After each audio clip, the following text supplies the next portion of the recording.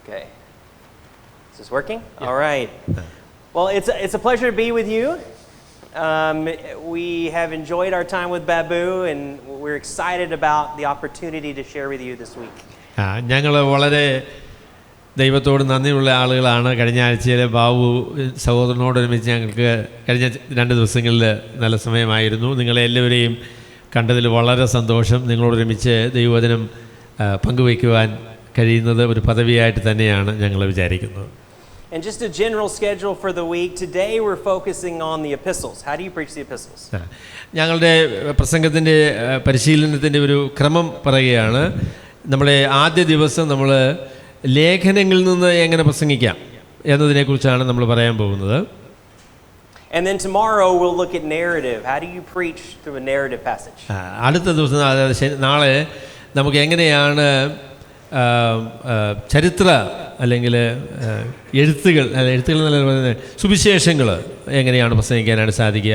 കാരണം അതൊരു വ്യത്യസ്തമായിരിക്കുന്ന സാഹിത്യ രൂപമാണല്ലോ. And our goal is to not only give you a method for your own preaching, but also tools to teach others how to preach. അതുകൊണ്ട് നിങ്ങൾക്ക് എങ്ങനെ പ്രസംഗിക്കാം എന്ന പരിശീലനം മാത്രമല്ല, മറ്റുള്ളവരെ നിങ്ങൾക്ക് എങ്ങനെ പ്രസംഗിക്കാൻ പഠിപ്പിക്കാം എന്നതും ഈ പരിശീലനത്തിൻ്റെ ഭാഗമാണ്. So our hope is once you've learned these methods, you can take them back to your churches and teach others. അതുകൊണ്ട് ദൈവവചന പഠനം എങ്ങനെയാണ് എന്നതിനെക്കുറിച്ച് നിങ്ങൾ പഠിച്ചതിന് ശേഷം അത് നിങ്ങളുടെ സഭയിലുള്ള മറ്റുള്ളവരെയും ദൈവവചന പഠനം പഠിപ്പിക്കണം എന്ന ആ ഒരു ആഗ്രഹവും ഉദ്ദേശ്യവുമാണ് ഈ സെമിനാറിന് ഉള്ളത്. But before we get into the methods and the examples, we want to talk about the theology that's our foundation. നമ്മൾ ഈ ഇതിൻ്റെ രീതികളെക്കുറിച്ച്, പ്രസംഗത്തിൻ്റെ രീതി എങ്ങനെയാണ്, അതെങ്ങനെയാണ് പഠിക്കുന്നത് എന്നുള്ളതിനെക്കുറിച്ച് നമ്മൾ സംസാരിക്കുന്നതിന് മുന്നമേ തന്നെ ഇതിന് പിൻപിലുള്ളതായിരിക്കുന്ന വേദശാസ്ത്രം എന്താണ്, അല്ലെങ്കിൽ ദൈവവചനത്തിൻ്റെ ഈ ദിശയിലുള്ള പ്രബോധനം എന്താണ് എന്നതാണ് നമ്മൾ ആദ്യമായിട്ട് പറയാനായിട്ട് പോകുന്നത്. And part of that is also our attitude and our humbleness when we approach the text. അതായത് ദൈവവചനത്തെ നാം എങ്ങനെയാണ് സമീപിക്കേണ്ടത്, ദൈവവചനത്തെ നമ്മൾ സമീപിക്കുമ്പോഴുള്ള നമ്മുടെ മനോഭാവം, ദൈവസന്നിധിയിലുള്ളതായിരിക്കും നമ്മുടെ വിനയം ഏത് നിലയിലായിരിക്കണം എന്നതിനെക്കുറിച്ച് ദൈവത്തിൻ്റെ വചനത്തിൽ വളരെ വ്യക്തമായി പറയുന്നുണ്ട്. Yeah, because if we truly understand what the word of God is, that affects how we preach. ദൈവത്തിൻ്റെ വചനമായിരിക്കുന്ന വിശുദ്ധ ബൈബിൾ യഥാർത്ഥത്തിൽ ദൈവത്തിൻ്റെ വചനമാണ് എന്നുള്ള ബോധ്യം ദൈവവചനത്തിൻ്റെ പ്രസംഗത്തെ വളരെ സ്വാധീനിക്കുന്ന ഒരു യാഥാർത്ഥ്യമാണ്. So to start, we're going to look at that attitude, that approach to Scripture in preparation for preaching. നമ്മൾ പ്രസംഗത്തിനായിട്ട് തയ്യാറാകുമ്പോൾ ദൈവവചനത്തോടുള്ള നമ്മുടെ ഈ സമീപനം അത് നമ്മൾ ഒരു പ്രാവശ്യം കൂടെ നമ്മുടെ ഹൃദയത്തിൽ ഉറപ്പിക്കേണ്ട ഒരു കാര്യമാണ്. And specifically, I wanted to talk about the weight, the responsibility of preaching. അതായത് പ്രസംഗിക്കുക എന്ന് പറയുന്നത് ഒരു അപാരമായ ഉത്തരവാദിത്വമാണ്. And so James 3:1 tells us, "Let not many of you become teachers." യാക്കോബിൻ്റെ ലേഖനത്തിൽ യാക്കോബ് പുസ്തകം നമ്മളോട് പറയുന്നത്, നിങ്ങളിൽ പലരും പ്രസംഗകർ അല്ലെങ്കിൽ ഉപദേഷ്ടാക്കന്മാരാകരുത് എന്ന ഒരു നിർദ്ദേശമാണ് യാക്കോബ് നൽകുന്നത്. Knowing as such, we incur a stricter judgment. കാരണം നാം പറയുന്ന എല്ലാ കാര്യത്തിനും നമ്മൾ കണക്ക് കൊടുക്കേണ്ട ആൾക്കാരാണ്. അപ്പോൾ അതുകൊണ്ട് ചാടി അങ്ങ് പ്രസംഗിക്കരുത് എന്നാണ് യാക്കോബ് അപ്പോസ്തലന്റെ നിർദ്ദേശം. So we have a responsibility to handle the word of God well. ദൈവത്തിന് വചനമായിരിക്കുന്ന വിശുദ്ധ വചനത്തെ സത്യസന്ധമായി കൈകാര്യം ചെയ്യുവാനുള്ള ഉത്തരവാദിത്വം ദൈവമക്കൾക്ക് ഉണ്ട്. A lot of young pastors in particular will try to use preaching as a way to say what they want to say. നമ്മൾ പ്രസംഗത്തിൻ്റെ ഉള്ള ഒരു വലിയ അപകടം എന്നത് പ്രസംഗിക്കാനായിട്ട് നമ്മൾ കയറിയിരിക്കുമ്പോൾ ദൈവത്തിൻ്റെ വചനം എന്താണ് പറയുന്നത് എന്നതിനേക്കാളും നമുക്കെന്താണ് പറയാൻ ആഗ്രഹമുള്ളത് എന്നത് നമ്മൾ പറയുന്നു എന്നതാണ് അതിലെ ഏറ്റവും വലിയ പ്രശ്നം. But instead our goal is humbly transferring what is God saying in this passage. ദൈവത്തിൻ്റെ വചനത്തിൻ്റെ പ്രസംഗം എന്നുള്ളത് ദൈവവചനം എന്താണോ പറയുന്നത് അത് തന്നെ വിനയപൂർവ്വം കേൾവിക്കാരുടെ മുൻപിൽ അവതരിപ്പിക്കുക എന്നതാണ് അതിൻ്റെ ഉദ്ദേശം. And so this James passage should bring fear and humbleness to us as we prepare. യാക്കോബിന്റെ ലേഖനത്തിലെ യാക്കോബിന്റെ ഭയനിർദ്ദേശം നമ്മുടെ ഹൃദയത്തിൽ ഭയമുളവാക്കേണ്ട കാര്യമാണ്. Handling the word of God is a big responsibility. ദൈവത്തിന്റെ വചനത്തിന്റെ പ്രസംഗം എന്നത് വളരെ ഗൗരവമായ ഒരു ഉത്തരവാദിത്വമാണ്. It's a privilege, but there's weight, there's responsibility, there's heaviness to carrying forth the word of God. ദൈവത്തിന്റെ വചനം പ്രസംഗിക്കുന്ന ഒരു വലിയ പദവിയാണ്. എന്നാൽ അതിനോട് ചേർത്ത് ദൈവവചനത്തിൻ്റെ പ്രസംഗത്തിൻ്റെ ഉത്തരവാദിത്വമെന്ന ഗൗരവമായ ഒരു ഭാരം നമ്മുടെ ഹൃദയത്തിലുണ്ടാവണം. And then in 1 Thessalonians we see another part of this attitude, this approach. ദൈവവചനത്തിൻ്റെ പ്രസംഗത്തിന് നമുക്ക് ആവശ്യമായ മനോഭാവത്തെ സംബന്ധിച്ച അപ്പോസ്തലനായ പൗലോസ് തെസ്സലോനിക്ക ലേഖനത്തിൽ നമ്മളോട് പറയുന്നുണ്ട്. So maybe I'll read it and then you can read the whole thing. So 1 Thessalonians 2:3-4. For our exhortation does not come from error or impurity by way of deceit, but just as we have been approved by God and entrusted with the gospel, so we speak, not pleasing to men, but God who examines our hearts. So, yeah, that might be easier just to read. Yeah. അതായത് നമ്മൾ അവിടെ വായിക്കുന്നത് ഞങ്ങളുടെ പ്രസംഗം പ്രബോധനം അതായത് തെറ്റിൽ നിന്ന് അല്ലെങ്കിൽ അശുദ്ധിയിൽ നിന്നോ അതുപോലെ അബദ്ധത്തിൽ നിന്നോ വന്നതായിരിക്കുന്ന കാര്യമല്ല.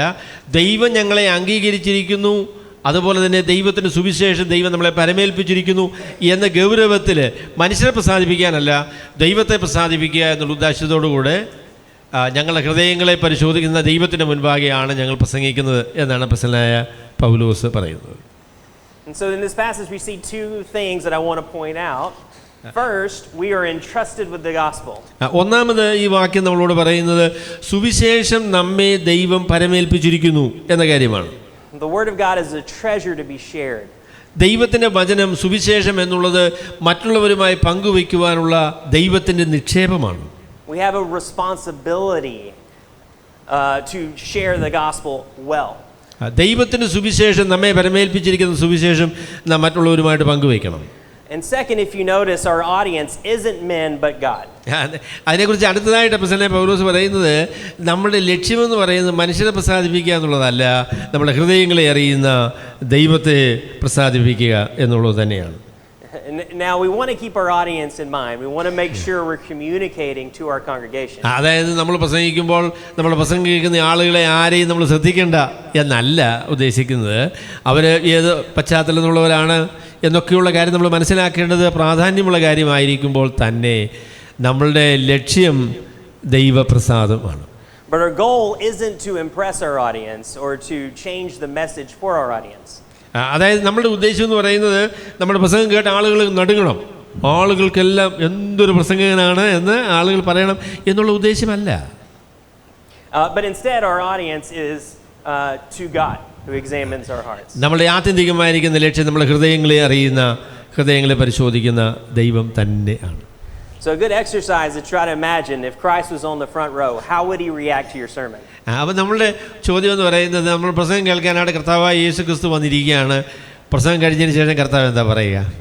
Right, we want to keep in mind we are communicating the word of God, not trying to impress men. അപ്പോൾ നമ്മൾ ദൈവത്തിൻ്റെ വചനം പറയുമ്പോൾ ദൈവത്തിൻ്റെ വചനം സത്യസന്ധമായി പറയുന്നു എന്നതാണ് നമ്മുടെ ധൈര്യം, അല്ലാതെ മനുഷ്യർ നമ്മുടെ പ്രസംഗം കേട്ട് നന്നായിരുന്നു എന്ന് പറയും എന്നുള്ളതല്ല. And so if we have this attitude, this humbleness, the weight of preaching and who our audience is, it helps us when we're preparing our preaching. അപ്പം നമ്മളുടെ ഹൃദയത്തിൻ്റെ മനോഭാവം എന്ന് പറയുന്നത് പ്രസംഗത്തിൻ്റെ ഉത്തരവാദിത്വത്തെക്കുറിച്ചുള്ള ആ ബോധ്യവും നാം ആരുടെ മുൻപിലാണ്, ആരെ പ്രസാദിപ്പിക്കാനായിട്ടാണ് ഇത് നടത്തുന്നത് എന്നുള്ള ബോധ്യവും നമ്മളെ പ്രസംഗത്തെ വളരെ സ്വാധീനിക്കേണ്ട ചിന്താഗതിയാണ്. And so we're now going to look at 3 points of theology that are also helpful to remember as we approach preparation. നമ്മൾ ദൈവവചനത്തിൻ്റെ പ്രസംഗത്തിന് വേണ്ടി പരിശീലിക്കുമ്പോൾ അതിൻ്റെ തയ്യാറെടുപ്പിൽ 3 പ്രമാണങ്ങൾ നിങ്ങൾ ശ്രദ്ധിക്കണം എന്ന് ഞാൻ അപേക്ഷിക്കുകയാണ്. So our first point is God has spoken. ഒന്നാമത്തെ നമ്മളുടെ വേദശാസ്ത്രം അല്ലെങ്കിൽ നാം മനസ്സിലാക്കുന്ന സത്യം ദൈവം സംസാരിച്ചിരിക്കുന്നു എന്ന കാര്യമാണ്. And so I got 2 quotes that we're going to look at to remind us of this key theological idea. ഈ അതിപ്രധാനമായ വേദശാസ്ത്ര സത്യം നമ്മുടെ ഹൃദയത്തിൽ ഉറപ്പിക്കാനായിട്ട് 1-2 പ്രസ്താവനകൾ ഞാൻ നിങ്ങളോട് പറയാം. So first, the God who speaks is the God who acts through his word. അപ്പോൾ അതിലെ ആദ്യത്തെ പ്രസ്താവന എന്ന് പറയുന്നത് പീറ്റർ ആഡം എന്ന് പറയുന്ന പ്രസംഗകൻ പറഞ്ഞതാണ്. അദ്ദേഹം പറഞ്ഞു, സംസാരിക്കുന്ന ദൈവം തൻ്റെ വചനത്തിലൂടെ പ്രവർത്തിക്കുന്ന ദൈവവുമാണ്. So if you think about creation, how did God bring about creation? നിങ്ങൾ സൃഷ്ടിയെക്കുറിച്ച് ചിന്തിക്കുകയാണെങ്കിൽ ദൈവം എങ്ങനെയാണ് സൃഷ്ടി നടപ്പിൽ വരുത്തിയത്? He spoke. സൃഷ്ടിയിൽ ദൈവം ചെയ്തത് അരുളി ചെയ്തു എന്ന ആ പ്രസ്താവനയാണ്. Right, and so God's word has power when he speaks. ദൈവത്തിൻ്റെ വചനം അത് പ്രഘോഷിക്കപ്പെടുമ്പോൾ അല്ലെങ്കിൽ അത് പുറപ്പെട്ടു വരുമ്പോൾ അതിൽ ശക്തി അടങ്ങിയിരിക്കുന്ന വചനമാണ്. So Psalm 33:6 says, "The heavens were made by the word of the Lord." 33-ാം സങ്കീർത്തനത്തിൽ പറയുന്നത് ആകാശം ദൈവത്തിൻ്റെ വചനത്താൽ ഉളവായി. And the stars are made by the breath of his mouth. ആകാശത്തിലെ നക്ഷത്രങ്ങൾ അവൻ്റെ വായിലെ ശ്വാസത്താൽ ഉളവായി വന്നു. And so this should help us in our preparation. It's God's word that does the work. അതായത് പ്രസംഗത്തെ സംബന്ധിച്ചുള്ള നമ്മുടെ ഏറ്റവും വലിയ ബോധ്യം എന്ന് പറയുന്നത് ദൈവത്തിൻ്റെ വചനം അത് പ്രവർത്തിക്കുവാൻ ശക്തിയുള്ള ക്രിയാത്മകമായിരിക്കുന്ന ദൈവത്തിൻ്റെ വചനമാണ്. അപ്പോൾ അതാണ് നമുക്ക് മനുഷ്യരോട് പറയാനായിട്ടുള്ളത്. It's God's word that makes changes in people. ദൈവത്തിൻ്റെ വചനമാണ് മനുഷ്യരെ രൂപാന്തരപ്പെടുത്തുന്നത്.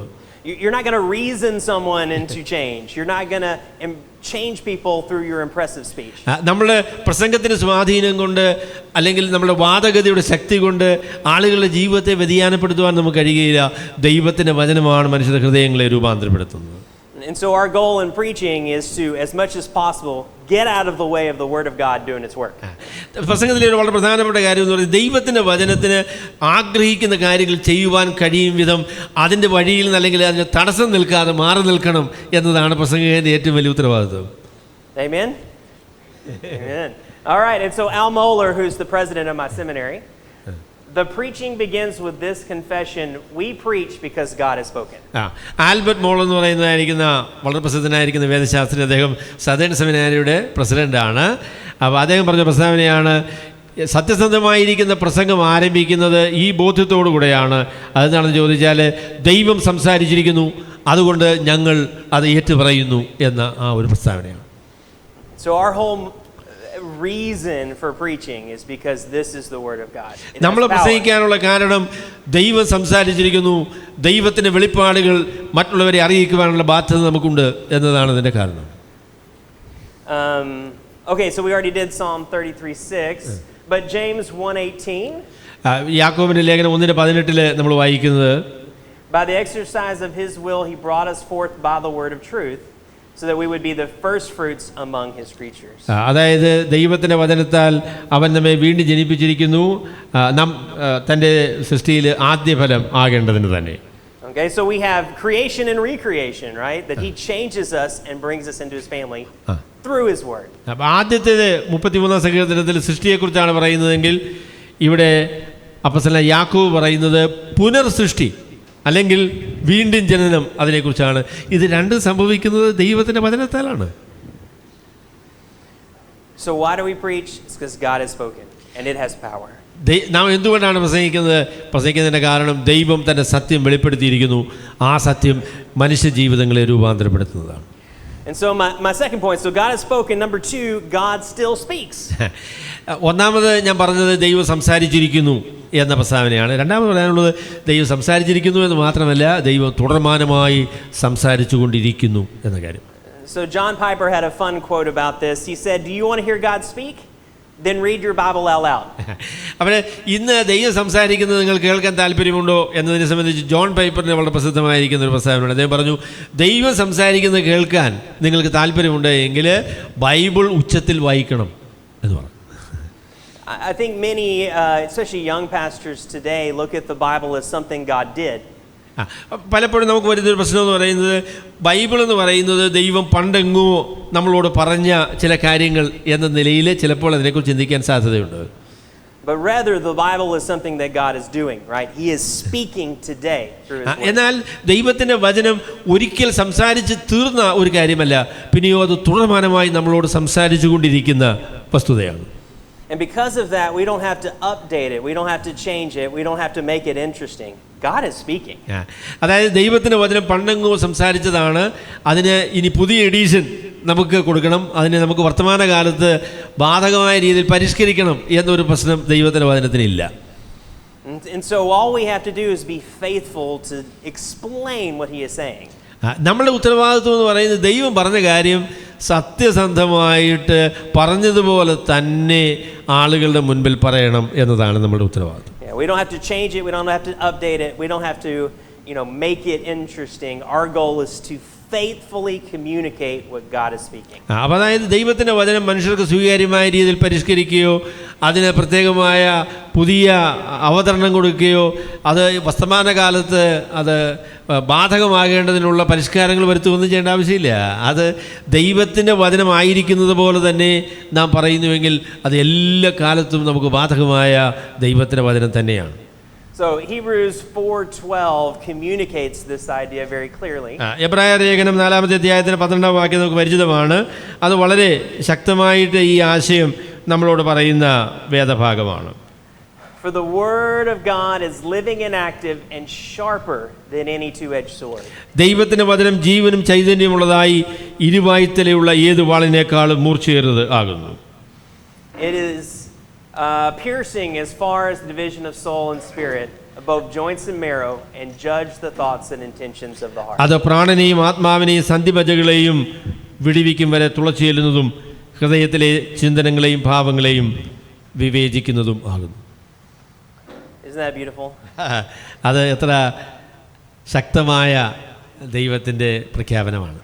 So John Stott, in communicating this idea, says Scripture is far more than a collection of ancient documents. John സ്റ്റോട്ട് പറഞ്ഞ വളരെ പ്രസിദ്ധമായിരിക്കുന്ന പ്രസ്താവനയുണ്ട്. അദ്ദേഹം പറഞ്ഞു ദൈവത്തിൻ്റെ വചനമെന്ന് പറയുന്നത് പുരാതനമായിരിക്കുന്ന ചില എഴുത്തുകളുടെ സമാഹാരമല്ല. It is not a museum in which God's word is exhibited behind glass like a relic or a fossil. അതായത് ദൈവത്തിൻ്റെ വചനം എന്ന് പറയുന്നത് ദൈവത്തിൻ്റെ വചനം പ്രദർശിപ്പിക്കപ്പെടുന്ന ഒരു മ്യൂസിയം അല്ല. On the contrary, it is a living word to living people from the living God. പിന്നെയോ അത് ദൈവത്തിൻ്റെ ജീവനുള്ള വചനം ജീവനുള്ള ദൈവത്തിൽ നിന്ന് ജീവനുള്ള മനുഷ്യരിലേക്ക് നിരന്തരമായി കടന്നു വരുന്ന ആ വചനം തന്നെയാണ്. A contemporary message for the contemporary world. വർത്തമാനകാല ലോകത്തിന് ആവശ്യമായിരിക്കുന്ന ആനുകാലിക യാഥാർത്ഥ്യമാണ് ദൈവത്തിൻ്റെ വചനത്തിലൂടെ നമ്മളോട് ദൈവം പറയുന്നത്. It is as relevant to us today as it was to the Apostle Paul. അപ്പോസ്തലനായ പൗലോസിന് ദൈവത്തിൻ്റെ വചനം എത്രത്തോളം ബാധകമായിരുന്നുവോ അത്രത്തോളം തന്നെ ഇന്ന് നമുക്കും ദൈവത്തിൻ്റെ വചനം ബാധകമാണ്.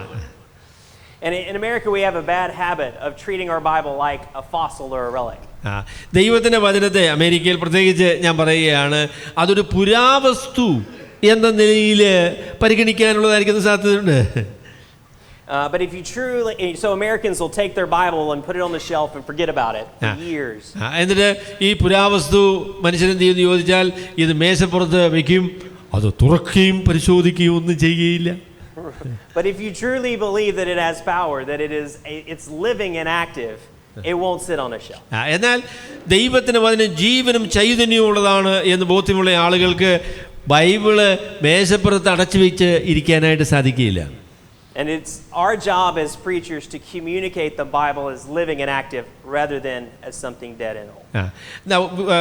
പ്രസംഗകരുടെ ഉത്തരവാദിത്വം എന്താണെന്ന് ചോദിച്ചാൽ ദൈവത്തിൻ്റെ വചനം ജീവനും ചൈതന്യവും ഉള്ളതാണ് എന്ന നിലയിൽ അത് ദൈവത്തിൻ്റെ വചനമായി തന്നെ അവതരിപ്പിക്കുക എന്നതാണ് നമ്മളുടെ പ്രസംഗകരുടെ ഉത്തരവാദിത്വം. And so God has spoken, God is speaking, and God commands us to preach. അപ്പോൾ ആദ്യമേ ഞാൻ പറഞ്ഞത് ദൈവം സംസാരിച്ചിരിക്കുന്നു എന്ന കാര്യമാണ്. രണ്ടാമത് ഞാൻ പറഞ്ഞത് ദൈവം സംസാരിച്ചിരിക്കുന്നു എന്ന് മാത്രമല്ല ദൈവം സംസാരിച്ചു കൊണ്ടിരിക്കുന്നു എന്ന കാര്യമാണ്. മൂന്നാമത് പറയാനുള്ളത് ദൈവം സംസാരിച്ചിരിക്കുന്നു, ദൈവം സംസാരിക്കുന്നു എന്നുള്ളത് കൊണ്ട് നാം ആ വചനം ഏറ്റുപറയണം എന്ന കാര്യമാണ്. So 1 Corinthians 9:16, Paul says, if I preach the gospel, I have nothing to boast, for I'm under compulsion. God has commanded me to. പറഞ്ഞു, ഞാൻ സുവിശേഷം പ്രസംഗിക്കുന്നുവെങ്കിൽ ഞാൻ പ്രത്യേകമായി അതിനെക്കുറിച്ച് ചിലർ ചെയ്യുന്നല്ലോ എന്ന് അങ്ങനെ പറയേണ്ട കാര്യമില്ല. കാരണം സുവിശേഷത്തിൻ്റെ നിർബന്ധം എൻ്റെ മേൽ കിടക്കുന്നു, സുവിശേഷം പ്രസംഗിച്ചേ മതിയാകുള്ളൂ. So we have a command, we have a responsibility, we have a duty to preach. ദൈവത്തിൻ്റെ വചനം പ്രസംഗിക്കണമെന്നുള്ളത് ദൈവത്തിൻ്റെ കൽപ്പനയാണ്, അത് നമ്മുടെ ഉത്തരവാദിത്വമാണ്. അങ്ങനെ പ്രസംഗിച്ചേ മതിയാകുള്ളൂ ദൈവമക്കൾ. And so the Bible gives us 6 images, 6 pictures of what a pastor looks like in ministry. ദൈവത്തിൻ്റെ വചനത്തിൽ ഒരു പ്രസംഗകൻ്റെ 6 ചിത്രങ്ങൾ നമുക്ക് കാണാനായിട്ട് സാധിക്കും. And so the first image or the first picture is that the preacher is a herald. ആദ്യമേ തന്നെ പ്രസംഗകനെ സംബന്ധിച്ച് ദൈവത്തിൻ്റെ വചനത്തിൽ നമ്മൾ കാണുന്ന ഒരു ചിത്രം എന്ന് പറയുന്നത് വിളിച്ചു പറയുന്ന ഒരു മനുഷ്യൻ്റെ ചിത്രമാണ്. വിളിച്ചു പറയുന്ന ആൾ, പ്രഘോഷകൻ എന്ന് പറയാം. And what is a herald? ഈ പ്രഘോഷകൻ്റെ അല്ലെങ്കിൽ വിളിച്ചു പറയുന്ന ആളുടെ ജോലി എന്താ?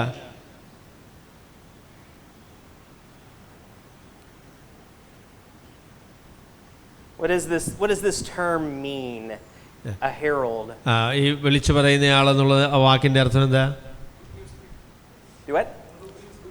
One who brings news, right? One who is sent with a message.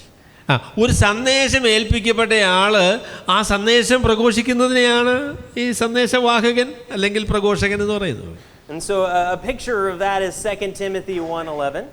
2 തിമോഥെയോസ് 1:11 ആ പ്രസ്താവന നമ്മൾ കാണുന്നു. And you probably know this is Paul's last letter, his last charge to his disciple. ഇത് അപ്പോസ്തലനായ പൗലോസിൻ്റെ അവസാന പുസ്തകമാണ് എന്ന് നമുക്കറിയാം. അവസാനമായിട്ട് തൻ്റെ ശിഷ്യനായിരിക്കുന്ന തിമോഥെയോസിനോട് താൻ പറയുന്ന പ്രസ്താവനയാണ്. And so Paul's looking at entrusting the next generation with ministry. ഈ സന്ദേശം തന്നെ പരമേൽപ്പിച്ചത് മറ്റുള്ളവരെ പരമേൽപ്പിക്കാനുള്ള ഉത്തരവാദിത്വത്തെക്കുറിച്ചാണ് ആ വേദഭാഗത്ത് അദ്ദേഹം പറയുന്നത്. And so first he's going to give him encouragement. Therefore do not be ashamed of our Lord. കർത്താവിനെ കുറിച്ച് ലജ്ജിക്കരുത് എന്ന ഒരു പ്രബോധനം നമ്മൾ ആദ്യമേ കാണുന്നു. Or of me his prisoner. അവൻ്റെ തടവുകാരനായിരിക്കുന്ന എന്നെക്കുറിച്ചും നീ ലജ്ജിക്കരുത്. But join in suffering for the gospel according to the power of God. ദൈവത്തിന്റെ ശക്തി അനുസരിച്ച് സുവിശേഷത്തിനു വേണ്ടി നാം കഷ്ടം സഹിക്കണം എന്ന് പറഞ്ഞിരിക്കുന്നു. Which I love. Like is our effectiveness as preaching based on our own creativeness, our own intelligence? Not at all. It's the power of God. നമ്മളുടെ പ്രസംഗത്തിന്റെ ശക്തി എന്ന് പറയുന്നത് നമ്മളുടെ വാക്കുകളുടെ ശക്തിയല്ല, പിന്നെ ദൈവത്തിന്റെ ശക്തിയാണ്. And it's a God who saves us, calls us with a holy calling. നമ്മെ രക്ഷിച്ച ദൈവം തൻ്റെ വചനം നമ്മെ വരമേൽപ്പിച്ച് ഒരു വിശുദ്ധ വിളിയാൽ സുവിശേഷത്തിന്റെ പ്രഘോഷണത്തിനായിട്ട് നമ്മളെ വിളിച്ചിരിക്കുകയാണ്. As pastors and preachers, we have a holy calling. സുവിശേഷകന്മാര്, പ്രസംഗകര് എന്നുള്ള നിലയിൽ നമുക്ക് ഒരു വിശുദ്ധമായിരിക്കുന്ന വിളി ദൈവം നമുക്ക് നൽകിയിട്ടുണ്ട്. അത് നമ്മളെ പരമേൽപ്പിച്ചിരിക്കുകയാണ്. A responsibility, a job that's been entrusted to us to accomplish. നമുക്ക് നിവർത്തിക്കുവാനുള്ള ഒരു മഹനീയമായ ഒരു ഉത്തരവാദിത്വം ദൈവം നമ്മളെ പരമേൽപ്പിച്ചിരിക്കുകയാണ്. Right, and again, it's not according to our works, it's not our ability, it's not our creativeness, intelligence. നമ്മളുടെ കഴിവോ നമ്മളുടെ ശക്തിയോ അനുസരിച്ചല്ല ഈ വചനം നമ്മൾ പറയുന്നത്. But according to his purpose and grace which was granted in Christ Jesus. കർത്താവായ യേശുക്രിസ്തുവിൽ കൂടെ നമ്മെ പരമേൽപ്പിച്ചിരിക്കുന്ന ദൈവത്തിന്റെ ഉദ്ദേശവും ദൈവത്തിന്റെ കൃപയുമാണ് ഈ പ്രസംഗത്തിന്റെ പിൻബലം. Now revealed by the appearing of our Savior Christ Jesus, who abolished death and brought life and immortality to light through the gospel. കർത്താവായ യേശുക്രിസ്തു മുഖാന്തരം കർത്താവിൻ്റെ പ്രത്യക്ഷതയിൽ ദൈവം വെളിപ്പെടുത്തുന്ന അമർത്യതയും അതിനെക്കുറിച്ച് അപ്പോസ്തലനായ പൗലോസ് പറയുന്നു. So keeping in all of this mind, then Paul says, for which I was appointed a preacher. ഈ ശ്രേഷ്ഠമേറിയ വെളിപ്പാടുകളെക്കുറിച്ച് അപ്പോസ്തലനായ പൗലോസ് പറഞ്ഞതിന് ശേഷം അതിനുവേണ്ടി ദൈവം എന്നെ ഒരു പ്രസംഗകനായിട്ട് നിയമിച്ചിരിക്കുന്നു എന്ന കാര്യമാണ് പൗലോസ് പറയുന്നത്. So a preacher, a herald, an apostle, a teacher, all of these ideas, this is what we're communicating. അതുകൊണ്ട് ദൈവം പരമേൽപ്പിച്ച മഹനീയമായ ഒരു ഉത്തരവാദിത്വത്തിന്റെ വിശ്വസ്തയോടുകൂടിയുള്ള നിർവഹണമാണ് പ്രസംഗം എന്ന് നമുക്ക് പറയാം. In addition to being a herald, we're also a servant or a steward. രണ്ടാമത് പ്രസംഗനെ സംബന്ധിച്ച് പറഞ്ഞിരിക്കുന്ന ചിത്രം എന്ന് പറയുന്നത് ഒരു സേവകന്റെ, ഒരു ദാസന്റെ ചിത്രമാണ്. So 1 Corinthians 4:1 and 2. 1 കൊരിന്ത്യർ 4:1-2 വാക്യങ്ങളിൽ let a man regard us in this manner as servants of Christ.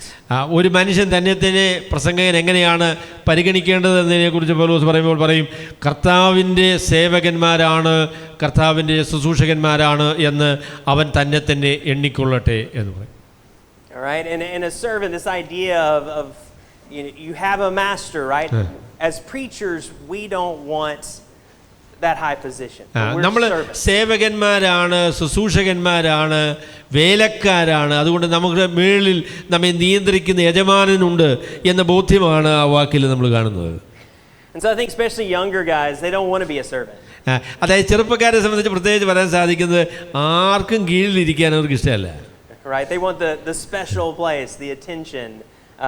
They want to impress their audiences. എല്ലാവരുടെയും ശ്രദ്ധാകേന്ദ്രമായി അങ്ങനെ നിൽക്കുന്ന ഒരു പ്രസംഗത്തിൻ്റെ രീതിയാണ് അവർ ഇഷ്ടപ്പെടുന്നത്. But instead we should approach this preparation of preaching as servants. എന്നാൽ പ്രസംഗകർ സത്യസന്ധമായ നിലയിൽ സേവകന്മാരാണ്, ശുശ്രൂഷകന്മാരാണ്, കർത്താവിൻ്റെ അടിമകളാണ് എന്ന ബോധ്യം അവർക്ക് വേണം. And not only servants but stewards of the mysteries of God. അടുത്തതായിട്ട് പറയുന്നത് കാര്യവിചാരകന്മാർ എന്ന വാക്കാണ്. And what's a steward? കാര്യവിചാരകൻ എന്ന് പറഞ്ഞാൽ എന്താ?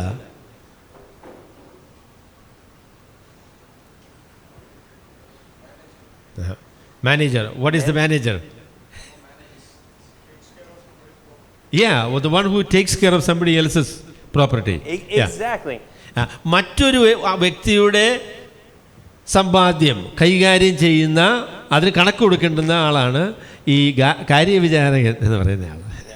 The word of God is not ours to do as we will, but it's God's, right? അതെ, ദൈവത്തിൻ്റെ വചനം എന്ന് പറയുന്നത് ദൈവത്തിൻ്റെ വചനമാണ്, അല്ലാതെ എനിക്കിഷ്ടം പോലെ കൈകാര്യം ചെയ്യാനുള്ളൊരു കാര്യമല്ല. And as stewards, we have a responsibility to handle the word well. അതുകൊണ്ട് ദൈവത്തിൻ്റെ ശുശ്രൂഷകന്മാർ, ദൈവത്തിൻ്റെ കാര്യവിചാരകന്മാർ എന്നുള്ള നിലയിൽ ദൈവത്തിൻ്റെ വചനം വിശ്വസ്തയോടുകൂടെ കൈകാര്യം ചെയ്യണം. And we see a characteristic of steward here later on. In this case, it is required of stewards that one must be found trustworthy. ഒരു ഗൃഹവിചാരകനിൽ എന്താണ് ദൈവം ആവശ്യപ്പെടുന്ന കാര്യം? അവൻ വിശ്വസ്തനായിരിക്കണം എന്നതാണ് ഗൃഹവിചാരകന്റെ മുഖമുദ്ര. അതാണ്. Right, if someone has a reputation as a thief, do you put him in charge of your car or your house? അതായത് ഒരു കള്ളനാണ് എന്ന് പേര് സമ്പാദിച്ച ഒരാളെ നിങ്ങളുടെ സമ്പാദ്യം ഏൽപ്പിക്കാനായിട്ടുള്ള ഭോഷത്വം നിങ്ങൾക്കുണ്ടോ?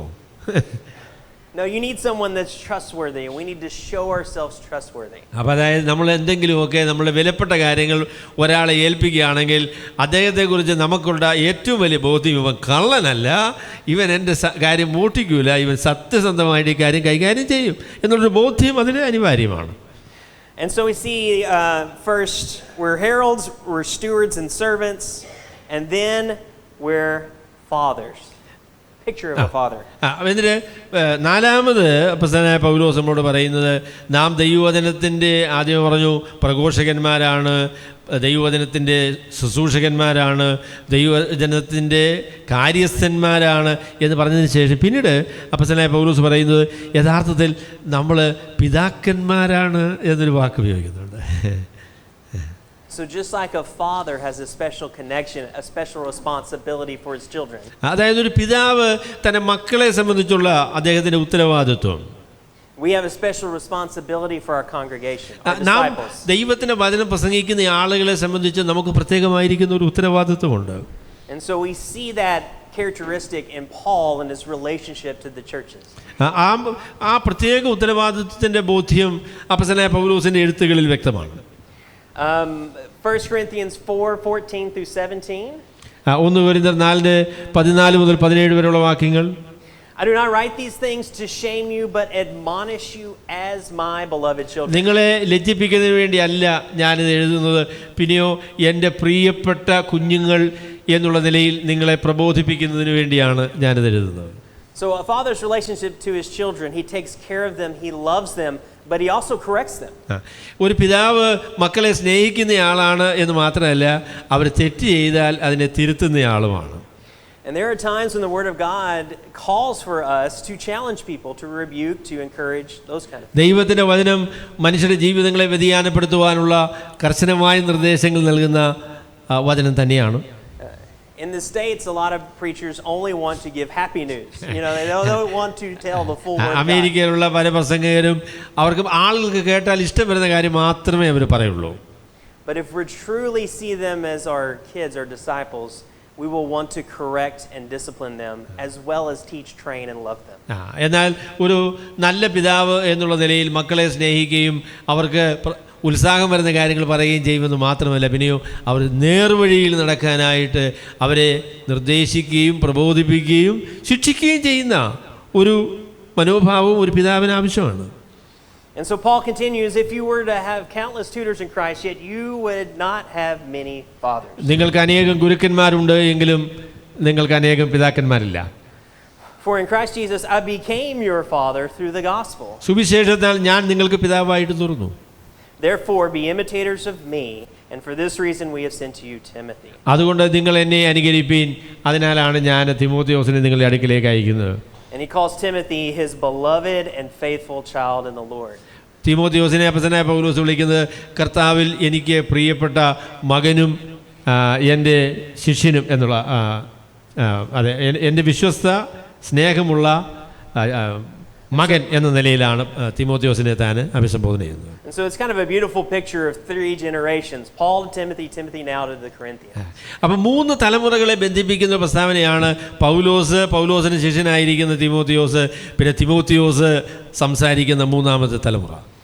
Okay, this idea of being the preacher his father is also seen in Galatians 4:19.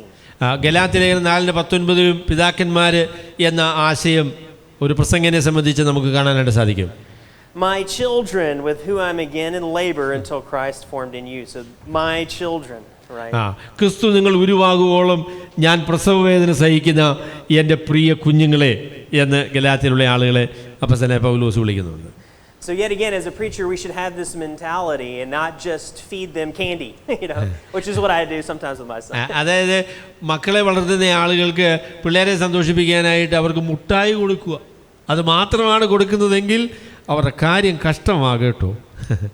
Yeah, if we just wanted to impress them and keep them happy, we could give them fluff, we give them candy, but we need to give them meat. എന്നാൽ പിള്ളേരെ സന്തോഷിച്ചോട്ടെ, കരയാതിരിക്കട്ടെ എന്ന് വിചാരിച്ച് അവർക്ക് ഐസ്ക്രീമും പിന്നെ മുട്ടായി മാത്രം കൊടുക്കുക എന്നെങ്കിൽ അവരുടെ കാര്യം കഷ്ടമായി പോകും. അല്ല, അവർക്ക് ആരോഗ്യം വരാനുള്ള പോഷക പദാർത്ഥങ്ങളും കൂടെ അവർക്ക് കൊടുത്തെങ്കിലേ വളർന്നു വരികയുള്ളൂ. Okay, so we saw the herald, the servant, the father, now the ambassador. എന്നിട്ട് നമ്മൾ കേട്ടു ഒരു പ്രഘോഷകൻ, പിന്നീട് ഒരു സേവകൻ, പിന്നെ അതിനുശേഷം കർത്താവ് പൗലോസ് പറഞ്ഞായിരിക്കുന്ന കാര്യം എന്ന് പറയുന്നത് കാര്യവിചാരകൻ, പിതാവ് എന്നൊക്കെയുള്ള വാക്കുകൾ ഒരു പ്രസംഗനെ വിശദീകരിക്കാനായിട്ട് പറഞ്ഞതിന് ശേഷം അദ്ദേഹം പറയുന്ന പ്രസ്താവന അംബാസഡർ, സ്ഥാനാപതി എന്ന് പറയുന്നതായിരിക്കുന്ന പേരാണ്. 2 Corinthians 5:18 through 21. 2 കൊരിന്ത്യർ 5:18 മുതൽ 21 വരെയുള്ള വാക്യങ്ങളിൽ Therefore, if anyone is in Christ, he is a new creature. ആരെങ്കിലും ക്രിസ്തുയേശുവിലായാൽ അവനൊരു പുതിയ സൃഷ്ടിയാണ്. The old things passed away; behold, new things have come. പഴയതെല്ലാം കഴിഞ്ഞുപോയി, കാണുക, പഴയതെല്ലാം കഴിഞ്ഞുപോയി, സകലതും പുതുതായിരിക്കുന്നു. Now all these things are from God, who reconciled us to Himself through Christ and gave us. നമ്മെ കർത്താവായ യേശുക്രിസ്തു മുഖാന്തരം തന്നോട് നിരപ്പിച്ച ദൈവമാണ് ഇതിന് സകലത്തിന്റെയും മുഖാന്തരം. And here we go. Gave us the ministry of reconciliation. നിരപ്പിന്റെ ശുശ്രൂഷ കർത്താവ് നമ്മളെ പരമേൽപ്പിച്ചിരിക്കുന്നു. Namely, that God was in Christ reconciling the world to Himself. കർത്താവായ യേശുക്രിസ്തുവിൽ കൂടെ ദൈവം എങ്ങനെ ലോകത്തെ തന്നോട് നിരപ്പിച്ചുവോ അതേ ശുശ്രൂഷയാണ് ഇന്ന് നമ്മെ പരമേൽപ്പിച്ചിരിക്കുന്നത്. And to me, it's just a beautiful thing, right? That Christ could reconcile us to Himself. കർത്താവായ യേശുക്രിസ്തുവിലൂടെ ദൈവം നമ്മെ തന്നോട് നിരപ്പിച്ചിരിക്കുന്നു എന്നുള്ളത് എത്രയോ ശ്രേഷ്ഠമേറിയ ഒരു ആശയമാണ്. And we get to participate in that through the preaching of the word. ദൈവത്തിന്റെ വചനത്തിന്റെ പ്രഘോഷണത്തിലൂടെ ദൈവത്തോട് നിരന്നുകൊള്ളുവാനുള്ള ആ ശ്രേഷ്ഠമേറിയ സന്ദേശം നമുക്ക് ലോകത്തെ അറിയിക്കാനായിട്ട് സാധിക്കുന്നു. So skipping on down, therefore we are ambassadors for Christ. അതുകൊണ്ട് നാം കർത്താവായ യേശുക്രിസ്തുവിന്റെ സ്ഥാനാപതികൾ ആകുന്നു. Keeping in mind this ministry of reconciliation, Christ's actions in the world, we are ambassadors.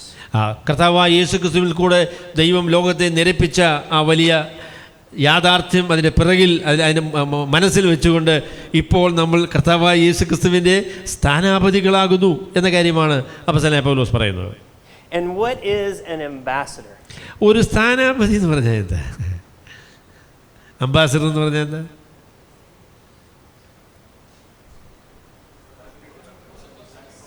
Standing for a country? Yeah, so an ambassador for a country is representing that country. ഒരു സ്ഥാനാപതി, ambassador എന്ന് പറഞ്ഞാൽ ഒരു രാജ്യത്തെ വേറൊരു രാജ്യത്തെ പ്രതിനിധാനം ചെയ്യുന്ന, അവർക്ക് വേണ്ടി സംസാരിക്കുന്നയാൾ എന്നാണ് അതിൻ്റെ അർത്ഥം. And in this case, who are we representatives of? നമ്മൾ ആരെ പ്രതിനിധാനം ചെയ്തായി പറയണേ? Christ. We are representatives. We are His mission on earth, right? We are His ministry and embassy. ലോകത്തിലെ കർത്താവായ യേശുക്രിസ്തുവിൻ്റെ എംബസി ആരാണെന്ന് ചോദിച്ചാൽ നമ്മളാണ് കർത്താവായ യേശുക്രിസ്തുവിനെ കുറിച്ച് ഈ ലോകത്തോട് പറയാനായിട്ട്, ഈ ലോകത്തിൽ യേശുക്രിസ്തുവിന് വേണ്ടി സംസാരിക്കാനായിട്ട്, പുനരുദ്ധാനം ചെയ്യാനായിട്ട് ദൈവമാക്കിയിരിക്കുന്നത് നമ്മെ ഓരോരുത്തരെയുമാണ്. Yeah, and when we were teaching this a couple days ago, Wes pointed out a really good point. An ambassador represents something bigger than himself. ഒരു സ്ഥാനാപതി, ഒരു അംബാസഡർ എന്ന് പറയുന്നത് തന്നെക്കുറിച്ച് തന്നെ സംസാരിക്കുന്ന ഒരാളല്ല. Right, so an ambassador, like the US ambassador to India represents the US, the president. ഇന്ത്യയിലെ American സ്ഥാനാപതി എന്ന് പറഞ്ഞാൽ ആ സ്ഥാനാപതിയെക്കുറിച്ച് സംസാരിക്കാനായിട്ട് വന്നയാളല്ല, അമേരിക്കയെക്കുറിച്ച് സംസാരിക്കാനായിട്ട് വന്നയാളാണ്. And in the same way, we represent something bigger than us. We represent God. അതുകൊണ്ട് നമ്മളുടെ പ്രസംഗത്തിൻ്റെ വിഷയം നമ്മളല്ല കേട്ടോ, നമ്മളെക്കാൾ വലിയ നാം പ്രതിനിധാനം ചെയ്യുന്ന യേശുക്രിസ്തുവാണ് നമ്മളുടെ പ്രസംഗത്തിൻ്റെ കേന്ദ്രം വിഷയം എന്ന് പറയുന്നത്. And I'm always struck by pastors who are trying to be ambassadors for themselves. We're ambassadors for God, way bigger than you. Who are you? എനിക്ക് പ്രസംഗന്മാരെ ചിലപ്പോൾ കാണുമ്പോൾ സങ്കടമാണ്. കാരണം ചോദിച്ചാൽ അവരെ തന്നെ പ്രതിനിധാനം ചെയ്യുന്ന ആൾക്കാരാണ്, അവരെത്ര വലിയ ആൾക്കാരാണ് എന്ന് കാണിക്കുക എന്നുള്ളതാണ് അവരുടെ ലക്ഷ്യം. എനിക്കവരെ കാണുമ്പോൾ സങ്കടമാണ് കേട്ടോ. എന്നാൽ യേശുക്രിസ്തുവിനെ പ്രദർശിപ്പിക്കുവാൻ തീരുമാനിക്കുന്ന ഭക്തന്മാരായ ദൈവമനുഷ്യർ എത്ര ഉന്നതരായ അല്ലെങ്കിൽ എത്ര ശ്രേഷ്ഠമായ ഒരു ശുശ്രൂഷയാണ് അവർ ചെയ്യുന്നത്. And so we are ambassadors as though God were making an appeal through us. There's that picture. നമുക്ക് എത്ര ശ്രേഷ്ഠമേറിയ പ്രസ്താവനയാണ് തുറന്നു പറയുന്നത്. ദൈവം നമ്മിലൂടെ മനുഷ്യരോട് സംസാരിക്കുന്നു എന്ന നിലയിൽ ദൈവത്തെ പ്രതിനിധാനം ചെയ്യുന്ന ആളുകളാണ്. And we beg you on behalf of Christ, be reconciled to God. ദൈവത്തിന് പകരം നിന്നുകൊണ്ട് ദൈവത്തോട് നിരന്നുകൊള്ളുക എന്ന് ഞങ്ങൾ നിങ്ങളോട് പറയുന്നു എന്നാണ് അപ്പോസ്തലനായ പൗലോസ് തന്നെക്കുറിച്ച് തന്നെ പറയുന്നത്. And he made him who knew no sin to be sin on our behalf, so we may become the righteousness of God. പാപമറിയാത്തവനെ ദൈവം നാം അവനിൽ നീതിയാകേണ്ടതിന് നമുക്ക് വേണ്ടി പാപമാക്കി. ആ സന്ദേശം ലോകത്തുള്ള മനുഷ്യരോട് പറയാൻ വേണ്ടി പരമേൽപ്പിക്കപ്പെട്ട ആളുകളാണ് പ്രസംഗകന്മാര്, സുവിശേഷം അറിയിക്കുന്ന ആളുകൾ. So we have herald, we have servant or steward, we have father, we have ambassador. So now we have witness. അവസാനമായി ഒരു പ്രസംഗകനെ വിശദീകരിക്കുന്ന ഒരു ചിത്രം എന്നത് സാക്ഷ്യം പറയുന്നയാൾ, വിറ്റ്നസ് എന്നുള്ള നിലയിലാണ്. And what is a witness? സാക്ഷ്യം പറയുന്നയാളിൻ്റെ പ്രത്യേകത എന്താ?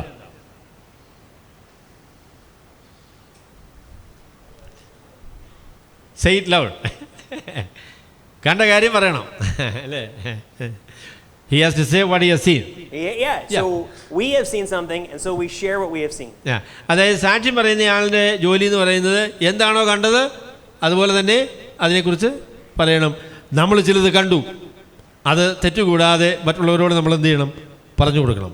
അതാണ് ഒരു സാക്ഷിയുടെ ജോലി എന്ന് പറയുന്നത്. And because we've experienced God, we share that experience with others. ദൈവത്തെ കാണുവാൻ നമുക്ക് ഭാഗ്യമുണ്ടായി. ആ ദൈവത്തെ മറ്റുള്ളവർക്ക് കണ്ടതുപോലെ തന്നെ പറഞ്ഞു കൊടുക്കുക.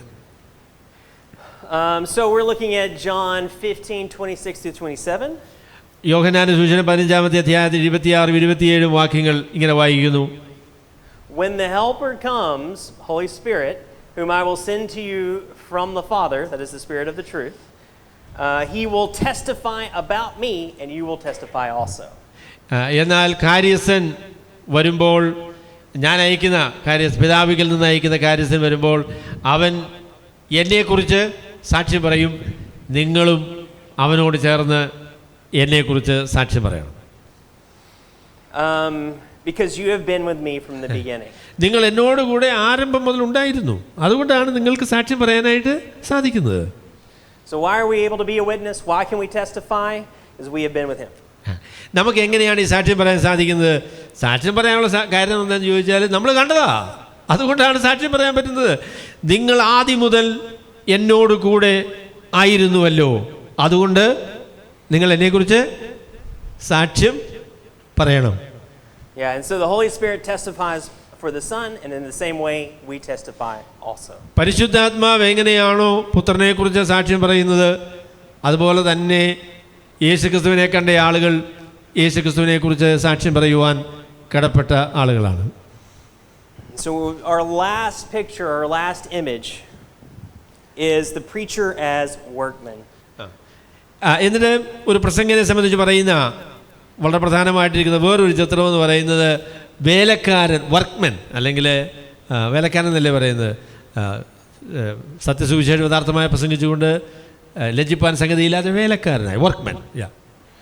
And so in 2 Timothy 2:15, Paul gives Timothy a command. 2:15 തിമോത്തിയോസ് 2 തിമോത്തിയോസ് 2-ാമത്തെ അധ്യായം 15-ാമത്തെ വാക്യത്തിൽ അപ്പോസ്തലനായ പൗലോസ് തിമോത്തിയോസിന് ഒരു നിർദ്ദേശം കൊടുക്കുന്നുണ്ട്.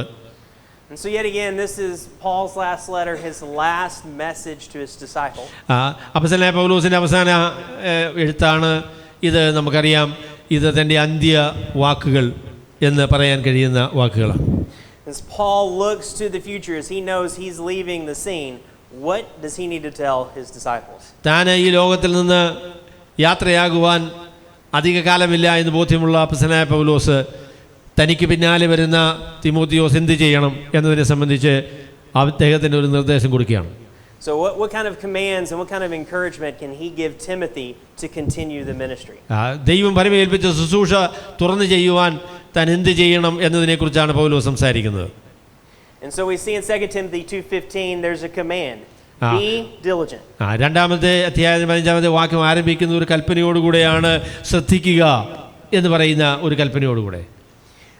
And that should bring up a question. Be diligent in what? Doing what? എന്താണ് ശ്രദ്ധിക്കേണ്ടത്, എന്തിലാണ് ശ്രദ്ധ കേന്ദ്രീകരിക്കേണ്ടത് എന്നുള്ളത് അടുത്ത ചോദ്യം അല്ലേ?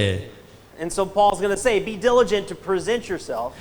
നിന്നെ തന്നെ അല്ലെങ്കിൽ നിന്നെ തന്നെ മറ്റുള്ള മുൻപിൽ നീ പ്രദർശിപ്പിക്കുവാൻ, അല്ലെങ്കിൽ മുമ്പിൽ ആയിരിക്കുവാനായിട്ട് നീ അതിനുവേണ്ടിയുള്ള ശ്രദ്ധ നീ കൊടുക്കണം. And how do you do that? You're approved by God. എങ്ങനെയാണ് നിന്നെ തന്നെ മറ്റുള്ള മുൻപിൽ നീ പ്രദർശിപ്പിക്കേണ്ടത്? ദൈവം സ്വീകരിച്ച ഒരു വ്യക്തി എന്ന നിലയിൽ വേണം നീ നിന്നെ തന്നെ മറ്റുള്ള മുൻപിൽ അവതരിപ്പിക്കാൻ. As a workman. ഒരു വർക്ക്മാൻ, അല്ലെങ്കിൽ ഒരു പ്രവർത്തകൻ, അല്ലെങ്കിൽ എന്താണ് വേലക്കാരൻ എന്ന നിലയിൽ. വേലക്കാരൻ എന്നുള്ള വർക്ക്മാൻ എന്നുള്ള ഒരു ശരിയായ ഒരു പരിപാടി അല്ലല്ലേ? എനിവേ, അപ്പോൾ ആ നിലയിൽ വേണം അവതരിപ്പിക്കാൻ. And the idea here is it's hard work, isn't it? It takes effort, it takes time, it takes energy. അവിടെ ഈ വർക്ക്മാൻ എന്ന് പറയുന്നതിൻ്റെ കാര്യം ചോദിച്ചാൽ, വർക്ക് ചെയ്യുന്നയാളാ, ജോലി. പ്രസംഗിക്കുക എന്ന് പറയുന്നത് എളുപ്പമല്ല കേട്ടോ, ജോലിയാണ്, വർക്കാണ്. And notice here, how do you know you've been successful? Because you're not ashamed. And why you're not ashamed? You've accurately handled the word of God. നിങ്ങളെ തന്നെ പ്രദർശിപ്പിക്കുമ്പോൾ ഒരു നല്ല പ്രവർത്തകനായിട്ട് നിങ്ങളെ അവതരിപ്പിക്കുന്നത് എന്താണെന്ന് ചോദിച്ചാൽ, നിങ്ങൾക്ക് നിങ്ങളെക്കുറിച്ച് തന്നെ ലജ്ജിക്കാൻ കാര്യമില്ല. കാരണം ദൈവത്തിൻ്റെ വചനത്തെ സത്യസന്ധമായി കൈകാര്യം ചെയ്യുന്ന ഒരു വിശ്വസ്ത വേലക്കാരൻ എന്ന നിലയിലാണ് നിങ്ങൾ ദൈവത്തിന് മുൻപാകെ, മനുഷ്യന് മുൻപാകെ നിങ്ങളെ തന്നെ അവതരിപ്പിക്കുന്നത്. And so this is what we're trying to accomplish this week. അപ്പോൾ ഈ പരിശീലനത്തിൽ കൂടെ നമ്മൾ ലക്ഷ്യമിടുന്നത് ദൈവത്തിൻ്റെ വചനത്തെ സത്യസന്ധമായി കൈകാര്യം ചെയ്യുന്ന, വിഭജിക്കുന്ന ദൈവമക്കളായിരിക്കുക എന്നതാണ്. How do we do the hard work to accurately handle the word of truth? അപ്പോൾ ദൈവത്താൽ അംഗീകരിക്കപ്പെട്ട, ദൈവത്തിൻ്റെ വചനത്തെ സംബന്ധിച്ച് കഠിനാധ്വാനം ചെയ്യുന്ന, ലജ്ജിപ്പാൻ സംഗതിയില്ലാത്ത, ദൈവവചനത്തെ സത്യസന്ധമായി കൈകാര്യം ചെയ്യുന്ന വേലക്കാരായി തീരണം എന്നതാണ് ദൈവത്തിൻ്റെ ഉദ്ദേശം. And preaching shouldn't be a quick process. It takes time, it takes work, it takes effort. അപ്പോൾ പ്രസംഗം എന്ന് പറയുന്നത് വായിൽ തോന്നുന്നത് കോതയ്ക്ക് വടല്ല, അങ്ങനെയല്ല കേട്ടോ. അതിനുവേണ്ടി ഒരുപാട് തയ്യാറെടുപ്പ് ആവശ്യമാണ്. Yeah, I grew up in an area of the country where men would just get in the pulpit, open the Bible and go. No effort, no practice, no preparation. ഞാൻ വളർന്നു വന്ന പശ്ചാത്തലം എന്ന് പറയുന്നത്, പ്രസംഗകർ എങ്ങനെയാണെന്ന് ചോദിച്ചാൽ, അവർ ബൈബിൾ അങ്ങോട്ട് തുറക്കും, ആ മുൻപിൽ പ്രത്യക്ഷപ്പെടുന്ന വാക്യങ്ങൾ അങ്ങോട്ട് പറയും. അതിനുവേണ്ടി തയ്യാറെടുപ്പും പരിപാടികളും ഒന്നും ഉണ്ടായിരുന്നില്ല. അങ്ങനെ ഒരു പരിചയം അങ്ങനെയുള്ള ആളുകളെ ഞാൻ കണ്ടിട്ടുണ്ട്. And they would actually be proud about how little preparation they had done. അപ്പോൾ അവരുടെ അഭിമാനം എന്ന് പറയുന്നത് എത്ര കുറവ് അതിനുവേണ്ടി തയ്യാറെടുപ്പ് അവരെടുത്തു എന്നുള്ളതാണ് അവരുടെ അഭിമാനമായിട്ട് അവർ പറയുന്നത്. But we see here that that's not what we should be doing. എന്നാൽ അത് ദൈവഹിത പ്രകാരമുള്ള ഒരു പരിപാടിയല്ല. But instead it's hard work, it takes time, it takes effort. ദൈവത്തിൻ്റെ വചനത്തെ വിഭജിക്കുക, സത്യസന്ധമായി പ്രസംഗിക്കുക എന്നുള്ളത് കഠിന അധ്വാനമാണ്. അതിനുവേണ്ടി ഒരുപാട് ബുദ്ധിമുട്ട് സഹിച്ചെങ്കിലേ സത്യസന്ധമായിട്ട് ദൈവത്തിൻ്റെ വചനം പ്രസംഗിക്കാനായിട്ട് സാധിക്കുകയുള്ളൂ. And And that's why I'm so excited to see so many of you here today that are already showing yourself a desire to do this well. ദൈവത്തിൻ്റെ വചനം പ്രസംഗിക്കണമെന്ന് താല്പര്യം നിങ്ങളുടെ ഹൃദയത്തിലുണ്ട്, അതുകൊണ്ടാണ് നിങ്ങളിവിടെ വന്നത് എന്നെനിക്കറിയാം. Yeah, just by being here, you're showing you care about the hard work, the digging into the word. ദൈവത്തിൻ്റെ വചനം സത്യസന്ധമായി പ്രസംഗിക്കുവാനുള്ള അധ്വാനം, അതിനുള്ള മനസ്സ് നിങ്ങൾക്കുണ്ട് എന്നതാണ് നിങ്ങളെ ഇവിടെ കൊണ്ടെത്തിച്ചത് എന്നാണ് ഞാൻ വിചാരിക്കുന്നത്. And so it's such a blessing to be here as we talk about this work. How do we do this and do it well? ദൈവത്തിൻ്റെ വചനത്തെ സത്യസന്ധമായി എങ്ങനെ പ്രസംഗിക്കാൻ കഴിയും എന്ന് ചിന്തിക്കുന്നതും പഠിക്കുന്നതും വലിയ ആവേശകരമായ ഒരു സംരംഭമാണ്.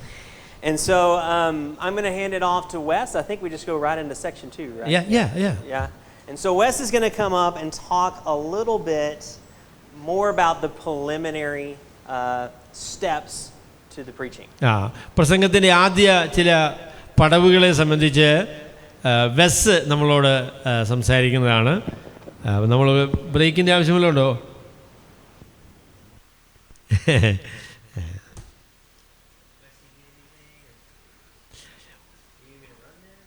ഒരു പഴയ പാട്ടിൻ്റെ ഈരടികൾ ഞാൻ പാടാം, അതിനുശേഷം നമുക്ക് രണ്ടാമത്തെ സെഷനിലേക്ക്. So I am going to sing 2 lines. യേശു എൻ പക്ഷമായി തീർന്നതിനാൽ എന്തോരാനന്ദം ഈ ഭൂവിൽ വാസം. യേശു എൻ പക്ഷമായി തീർന്നതിനാൽ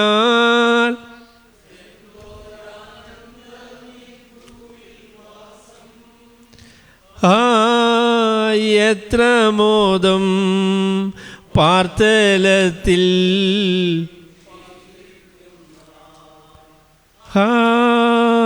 എത്ര മോദം പാർത്തലത്തിൽ ജീവിക്കുന്ന ഈ ലോകർ ആക്ഷേപം ചൊല്ലിയാലും ദുഷ്ടർ പരിഹാസം ഓതിയാലും ഈ ലോകർ ആക്ഷേപം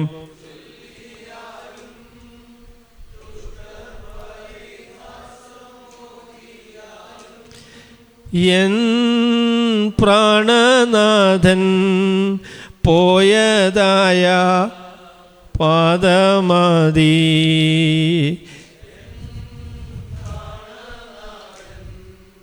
പോയതായ പാദമതി. യേശു എൻ പക്ഷമായി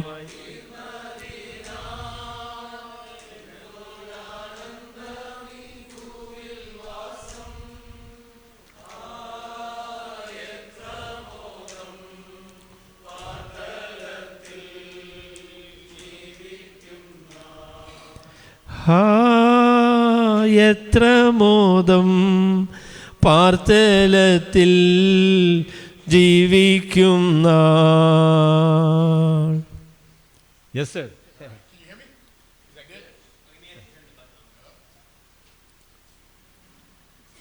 മോനെ അതിൻ്റെ പ്രവർത്തകർ എന്ത് ചെയ്യേ?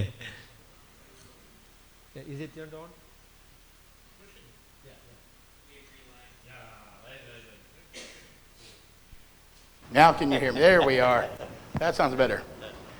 Okay, my name is Wes, and as Babu said, I'm a big guy. ഇദ്ദേഹത്തിൻ്റെ പേര് വെസ് എന്നാണ്.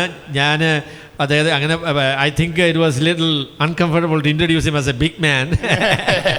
But I told Corey and Mike over breakfast, if y'all allow me to stay in Carroll long enough in this humidity and heat, I could be as small as Babu. ഞാൻ രാവിലെ എൻ്റെ സഹോദരങ്ങളോട് പറയായിരുന്നു, കേരളത്തിൽ താമസിച്ചാൽ മതിയായിരുന്നു, ഇവിടുത്തെ വിയർപ്പും ഇതുമെല്ലാം കൊണ്ട് ഞാൻ ബാബുവിനെ പോലെ ഒരു ചെറിയ മനുഷ്യനായിട്ട് രൂപപ്പെടുമായിരുന്നു. എന്ത് ചെയ്യാനാണ്? But maybe my heart will stay big. All right.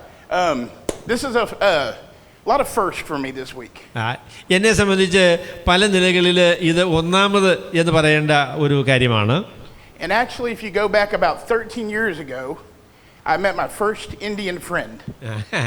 ഒരു 13 വർഷത്തിന് മുന്നമേ എനിക്ക് ആദ്യമായി ഒരു ഇന്ത്യക്കാരനെ പരിചയപ്പെടാൻ സാധിച്ചു. And his name was Stephen George. He's Babu's nephew.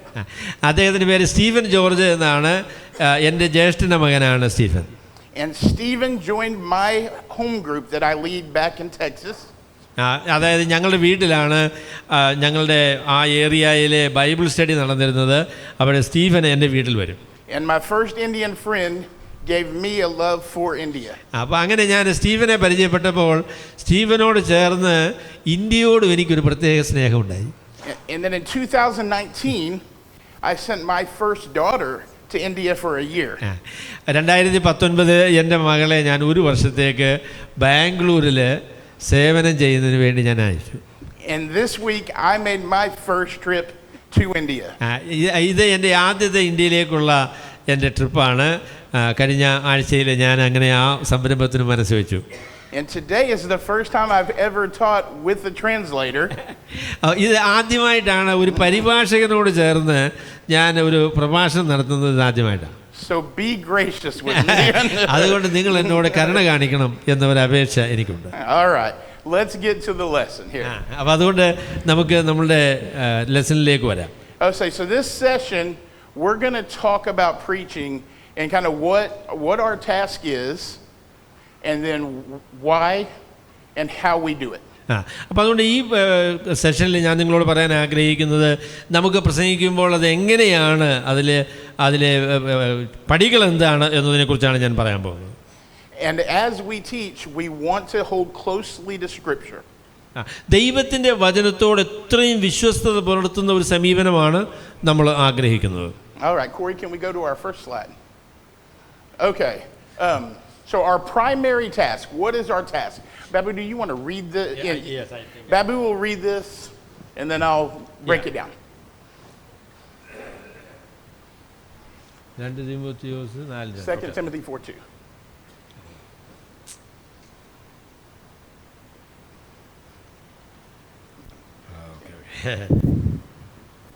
നിങ്ങൾ എന്നോടും ക്ഷമിക്കേണ്ടതായിട്ടിരിക്കുന്നു.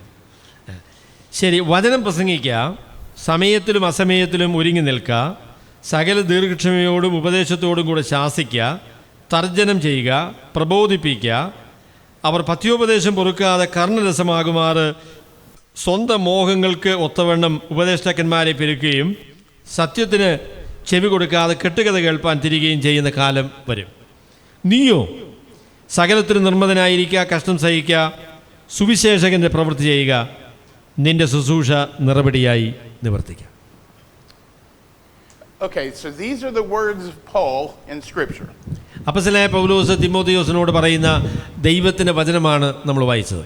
And when I read Paul, sometimes I can get overwhelmed because he uses lots of words. അപ്പോസ്തലനായ പൗലോസിനെ വായിക്കുമ്പോൾ എനിക്കുള്ളൊരു പ്രശ്നം എന്ന് പറയുന്നത് ചിലപ്പോൾ അദ്ദേഹം പറയുന്നത് എന്താണെന്ന് മനസ്സിലാക്കാൻ കഴിയാത്ത വിധം അദ്ദേഹം അങ്ങനെ വളച്ചുതിരിച്ചൊക്കെ കാര്യങ്ങൾ പറയുന്ന ഒരാളാണ്. And as Mike comes up this afternoon, he's going to show y'all a lot of how we break this down, like what I'm about to show you. ഞാൻ പറയുന്ന കാര്യത്തെക്കുറിച്ച് നിങ്ങൾ ഒരുപാട് ബേജാറാകേണ്ട കാര്യമില്ല. കാരണം ഇത് എങ്ങനെ സംഭവിക്കുമെന്ന കാര്യത്തെക്കുറിച്ച് എനിക്ക് പിന്നാലെ വരുന്ന മൈക്ക് കുറച്ചുകൂടെ ക്രമീകൃതമായ രീതിയിൽ നിങ്ങളോട് സംസാരിക്കുന്നതാണ്. So when I look at this passage and see all of these things, I need to understand what's the big idea, what's the main point of this passage. അപ്പോൾ ഇത്രയും കാര്യങ്ങൾ അപ്പോസ്തലനായ പൗലോസ് പറയുമ്പോൾ അതിൽ നിന്ന് നമുക്ക് ഏറ്റവും പ്രത്യേകമായി ചോദിക്കാനുള്ളത് ഇത് എന്താ പറയുന്നത്, ഇതിൻ്റെ പ്രധാനപ്പെട്ട ആശയം എന്താണ് എന്നത് ഏറ്റവും ശ്രദ്ധേയമായിരിക്കുന്ന ചോദ്യമാണ്. Okay, so as I study this, Corey, you want to advance the slide? And we break the slide down a little bit to look and see what God is telling us. ദൈവത്തിൻ്റെ വചനമായിരിക്കുന്ന വിശുദ്ധ Bible അപ്പോസ്തലനായ പൗലോസ് പറയുന്ന ഈ പ്രസ്താവനയുടെ ഏറ്റവും പ്രധാനപ്പെട്ട പ്രസ്താവന എന്താണ് എന്നതാണ് നമുക്ക് ആദ്യമേ കണ്ടുപിടിക്കുന്നത്.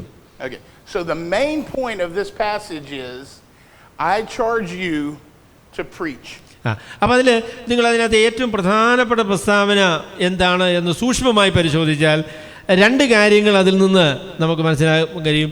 ഞാൻ നിന്നെ പരമേൽപ്പിക്കുന്നു എന്ന് പറയുന്ന ഒരു പ്രസ്താവനയുണ്ട്.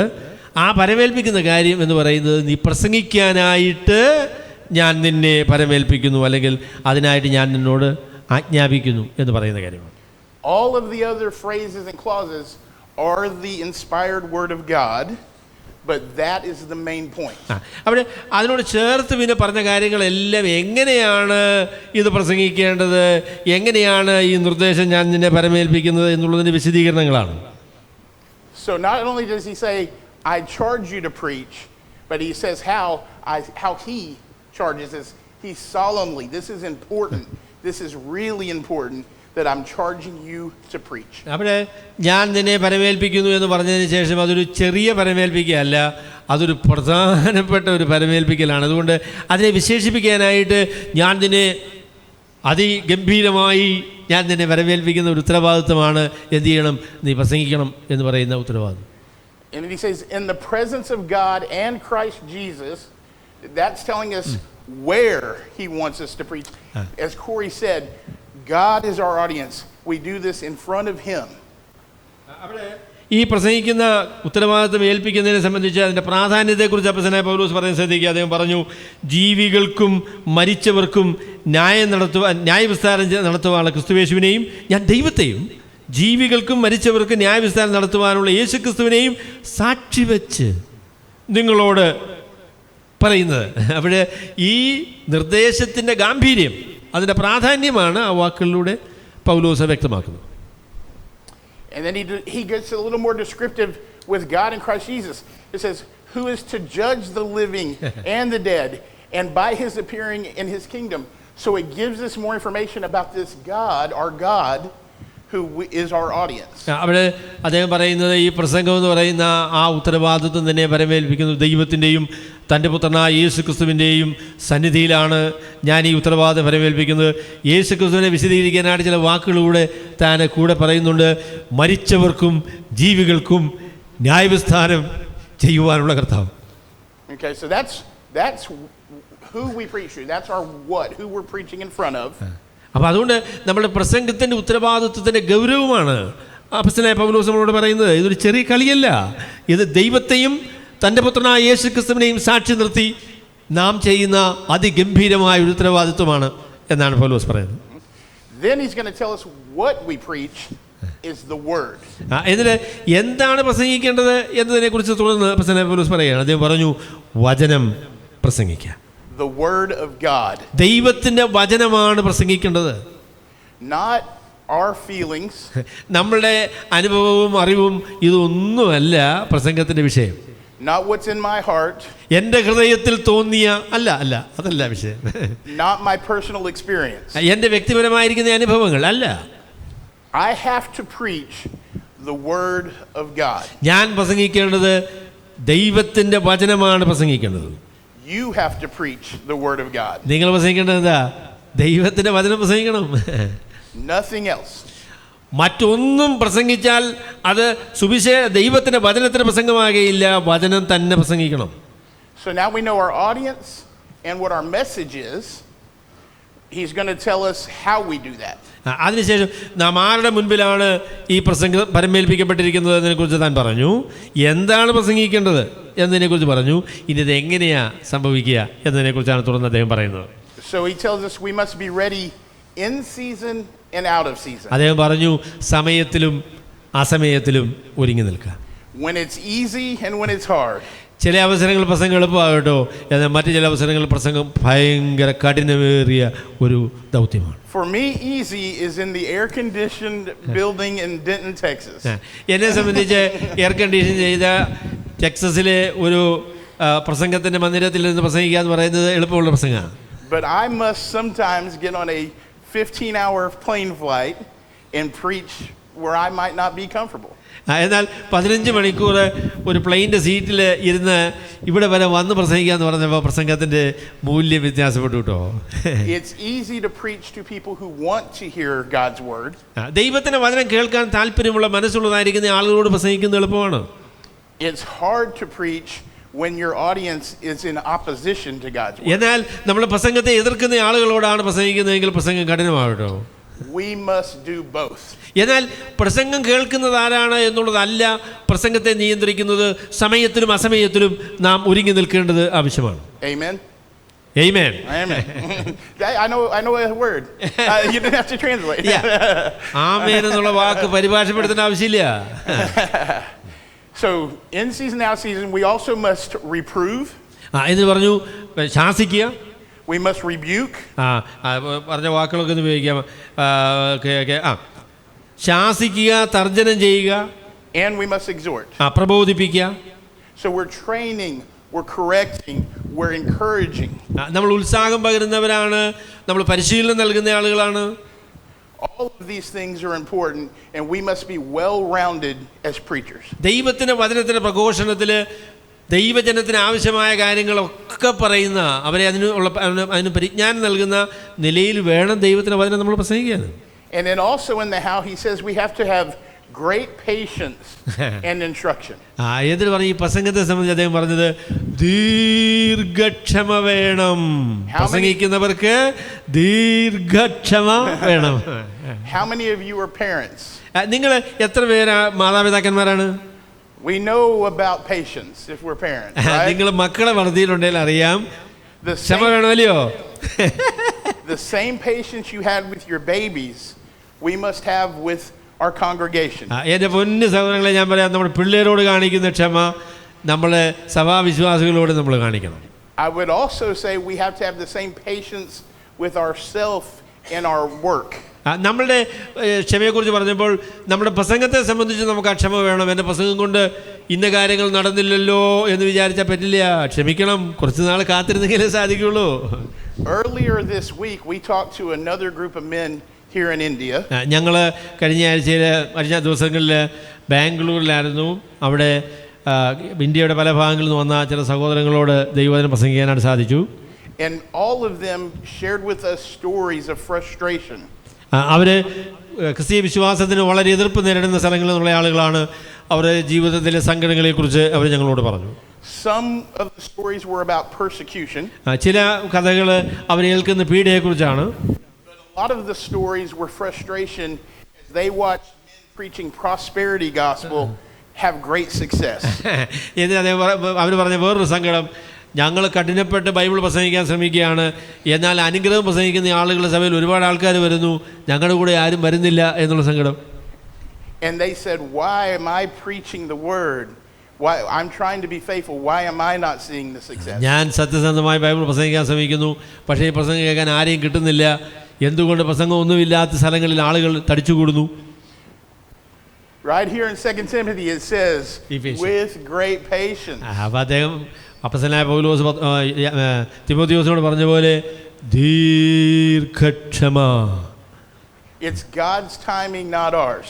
നമ്മളുടെ സമയത്തിന്റെ അനുസരിച്ചല്ല, ദൈവത്തിന്റെ സമയത്താണ് ദൈവം പ്രവർത്തിക്കുന്നത്. It's his results, his glory, not ours. ദൈവത്തിന്റെ രീതി, ദൈവത്തിന്റെ മഹത്വം, ദൈവത്തിന്റെ പ്രവർത്തനം, അതാണ് നമ്മുടെ ലക്ഷ്യം. We trust and we be faithful to preach the word. ദൈവത്തിന് വചനം പ്രസംഗിക്കുവാനായിട്ടുള്ള ആ ഉത്തരവാദിത്വം ഗൗരവമായി സത്യസന്ധമായി ഏറ്റെടുക്കുക എന്നതാണ് നമ്മളുടെ ജോലി. അല്ലാതെ എത്ര പേരത് കേട്ട് അതുകൊണ്ട് നമ്മുടെ അടുക്കിലേക്ക് വരുന്നു എന്നുള്ളത് ദൈവത്തിൻ്റെ ജോലിയാണ്. Amen. You don't have to say that one, but I got it. Yes, yes.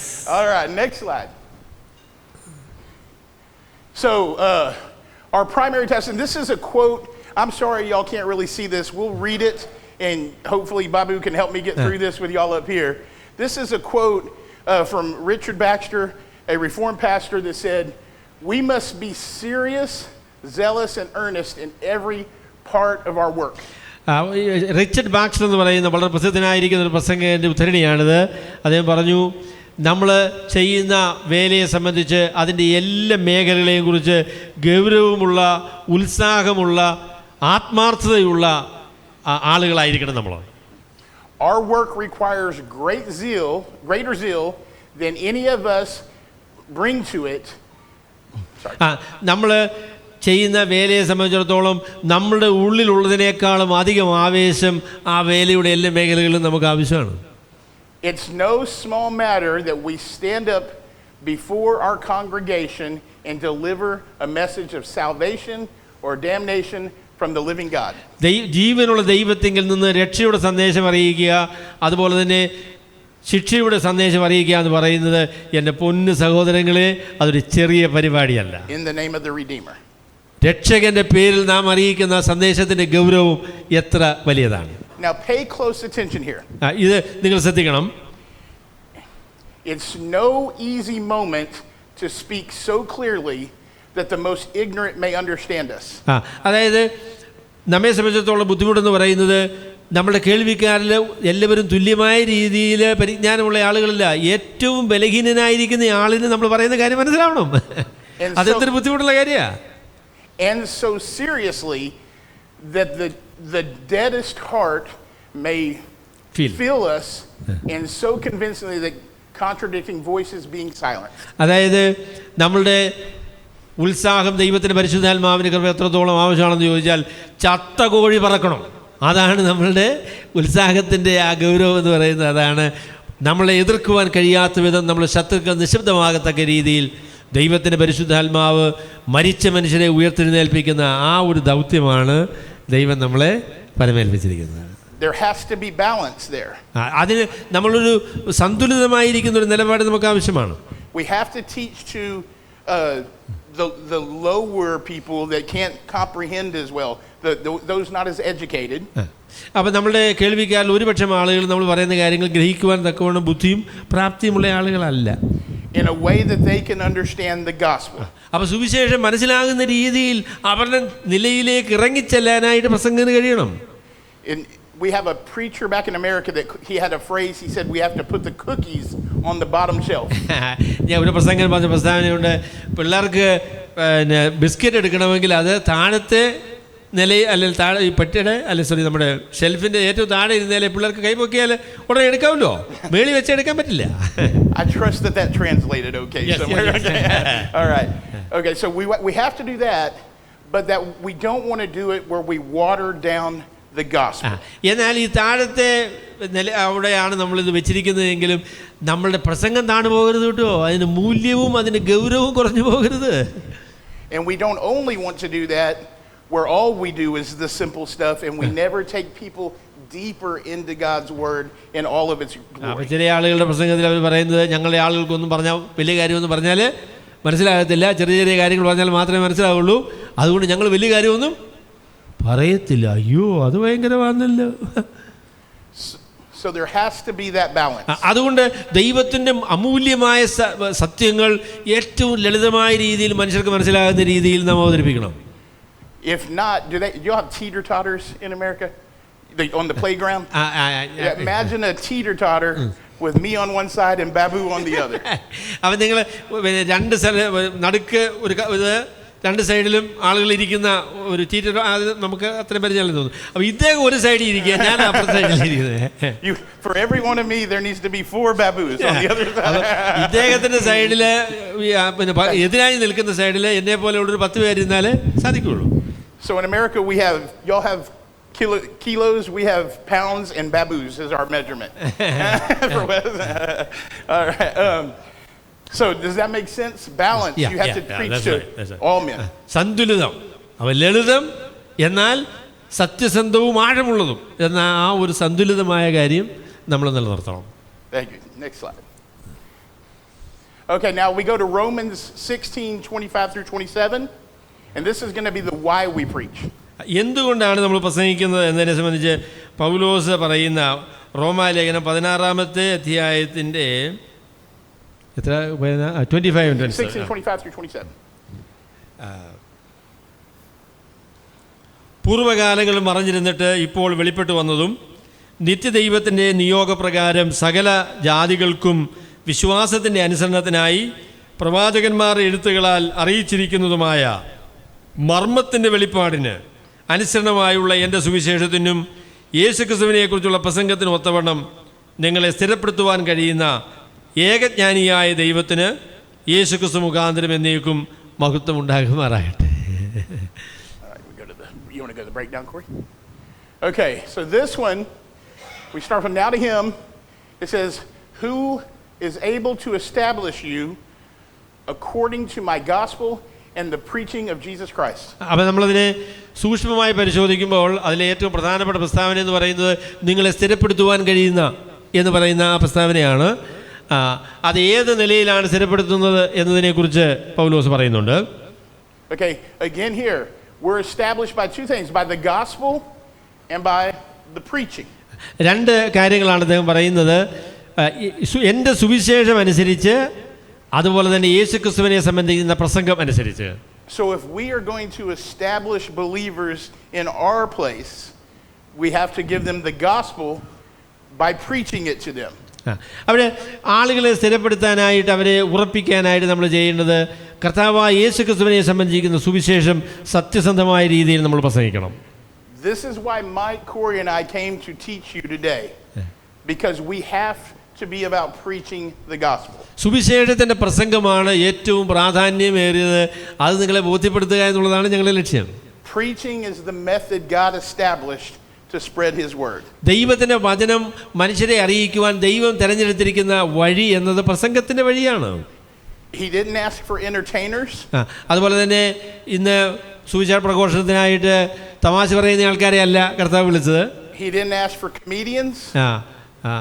I already said that. Oh, you said that. See, the Spirit's already moving. Right. One step ahead. Okay, then he didn't ask for any of that stuff Babu just said. Yeah. He asked for preachers. He's charged us to be preachers to അവിടെ get his word out. ദൈവത്തിൻ്റെ സത്യം മറ്റുള്ളവരെ അറിയിക്കുവാനായിട്ട് ദൈവം തിരഞ്ഞെടുത്തിരിക്കുന്ന ആളുകൾ പ്രഘോഷകന്മാരാണ്, പ്രസംഗകന്മാർ. പ്രസംഗത്തിൻ്റെ പോഷത്വത്താൽ എന്ന് പറയുന്ന വാക്കാണ് ദൈവം ഉപയോഗിച്ചിരിക്കുന്നത്. പ്രസംഗമാണ് ദൈവത്തിൻ്റെ വചനം മറ്റുള്ളവർ അറിയുവാനുള്ള മുഖാന്തരമായി ദൈവം ഉപയോഗിക്കുന്നത്. And it says according to the revelation of the mystery of the church, right?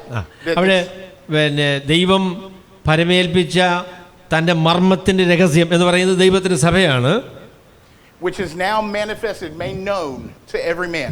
എല്ലാവരും അറിയുവാൻ കഴിയുന്ന വിധം ദൈവത്തിൻ്റെ സഭ ലോകമെമ്പാടും ആ കാലത്ത് തന്നെ പ്രബലമായിരിക്കുന്നു എന്ന കാര്യം അദ്ദേഹം പറയുന്നുണ്ട്.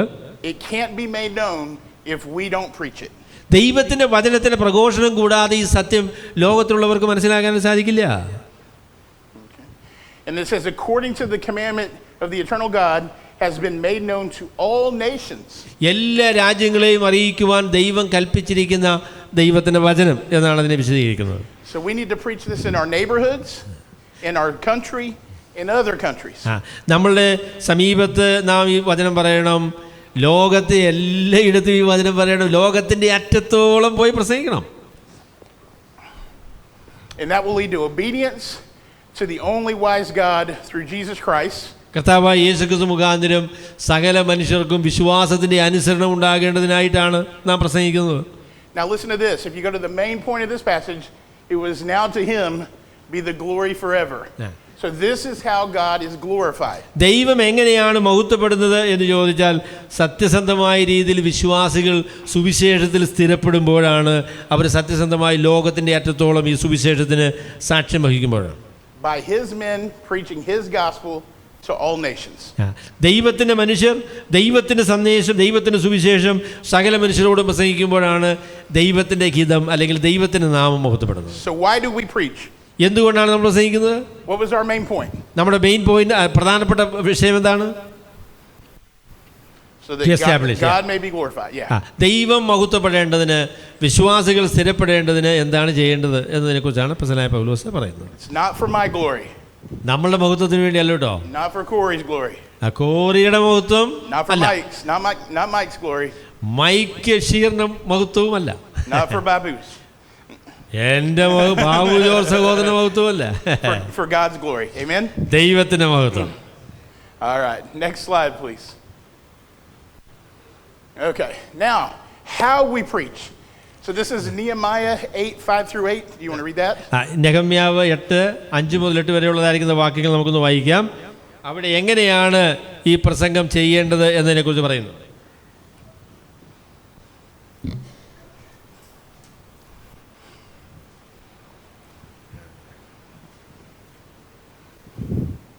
What was that verse again? 8? Nehemiah 8. Oh, it disappeared, Corey. 8:5. Is it 8:5-8? Oh. Yeah. It's like an eclipse. Yes. വായിക്കുന്നു. എല്ലാ എസ്രാ സകല ജനവും കാണുക പുസ്തകം വിടർത്തി. അവൻ സകല ജനത്തിനും മീതെ ആയിരുന്നു. അത് വിടർത്തപ്പോൾ ജനമെല്ലാം എഴുന്നേറ്റ് നിന്നു. എസ്രാ മഹാദൈവമായ യഹോവയെ സ്തുതിച്ചു. ജനമൊക്കെയും കൈ ഉയർത്തി ആമേൻ ആമേൻ എന്ന് പ്രതിവചനം പറഞ്ഞു. വണങ്ങി സാഷ്ടാംഗം വീണ് യഹോവയെ നമസ്കരിച്ചു. ജനം താന്താന നിലയിൽ തന്നെ നിന്നിരിക്കെ യേശുവ, ബാനി, ശെരബ്യാവ്, യാമീൻ, അക്കൂബ്, ശബത്തായി, ഹോദിയാവ്, മയസലാവ്, കെലീത്ത, അസരിയാവ്, യോസബാദ്, ഹാനാൻ, പെലയാവ് എന്നിവരും ലേവ്യരും ജനത്തിന് ന്യായപ്രമാണത്തിൻ്റെ പൊരുൾ തിരിച്ചു കൊടുത്തു.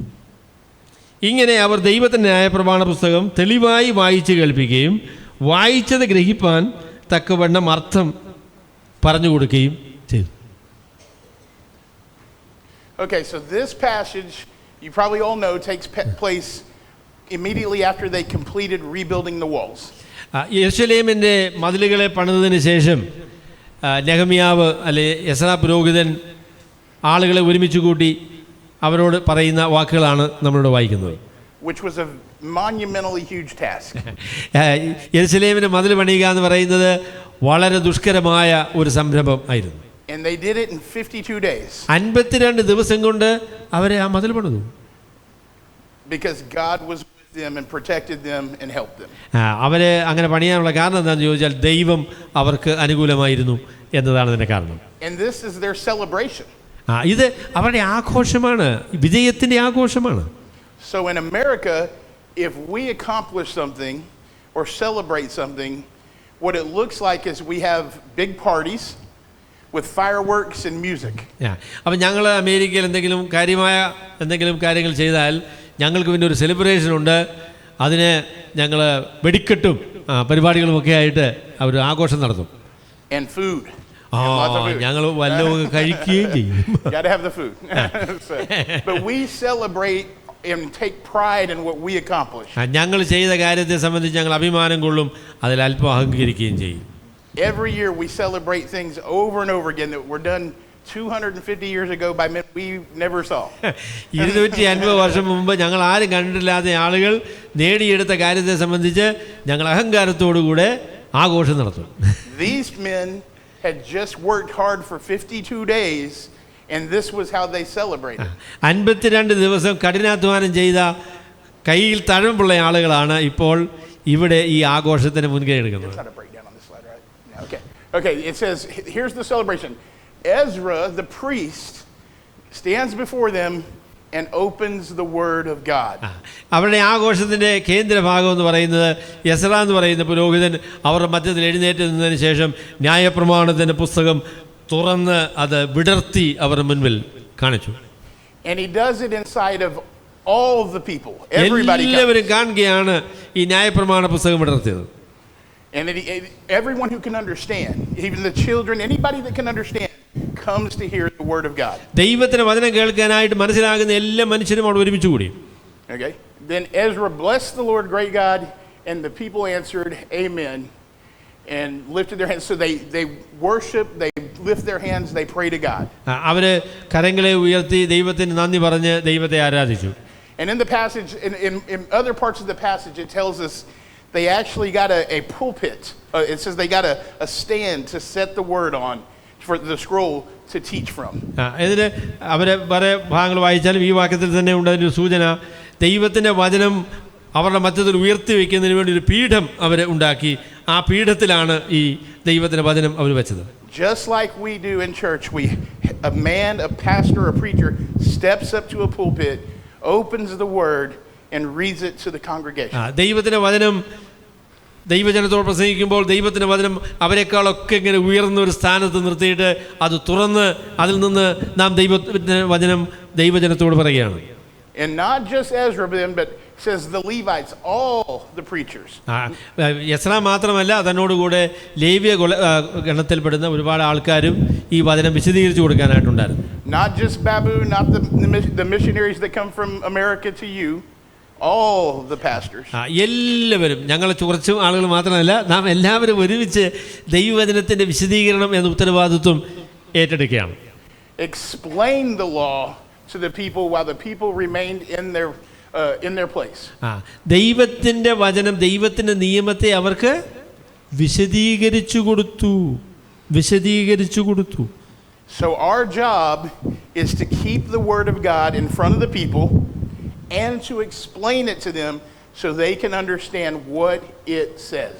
അപ്പം നമ്മുടെ ഉത്തരവാദിത്വം എന്ന് പറയുന്നത് ദൈവത്തിൻ്റെ വചനം തുറന്നു വെച്ചിട്ട് അതിൽ നിന്ന് വായിക്കുന്ന ദൈവത്തിൻ്റെ വചനം മനുഷ്യർക്ക് മനസ്സിലാകുന്ന രീതിയിൽ വിശദീകരിച്ചു കൊടുക്കുക എന്നതാണ്.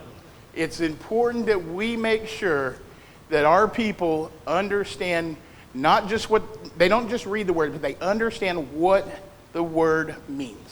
അവിടെ ദൈവത്തിൻ്റെ വചനം വായിച്ച് കേൾക്കുക മാത്രമല്ല, കേട്ട വചനം എന്താണ് എന്ന് അവർക്ക് മനസ്സിലാകുന്ന രീതിയിൽ വിശദീകരിച്ചു കൊടുക്കുക.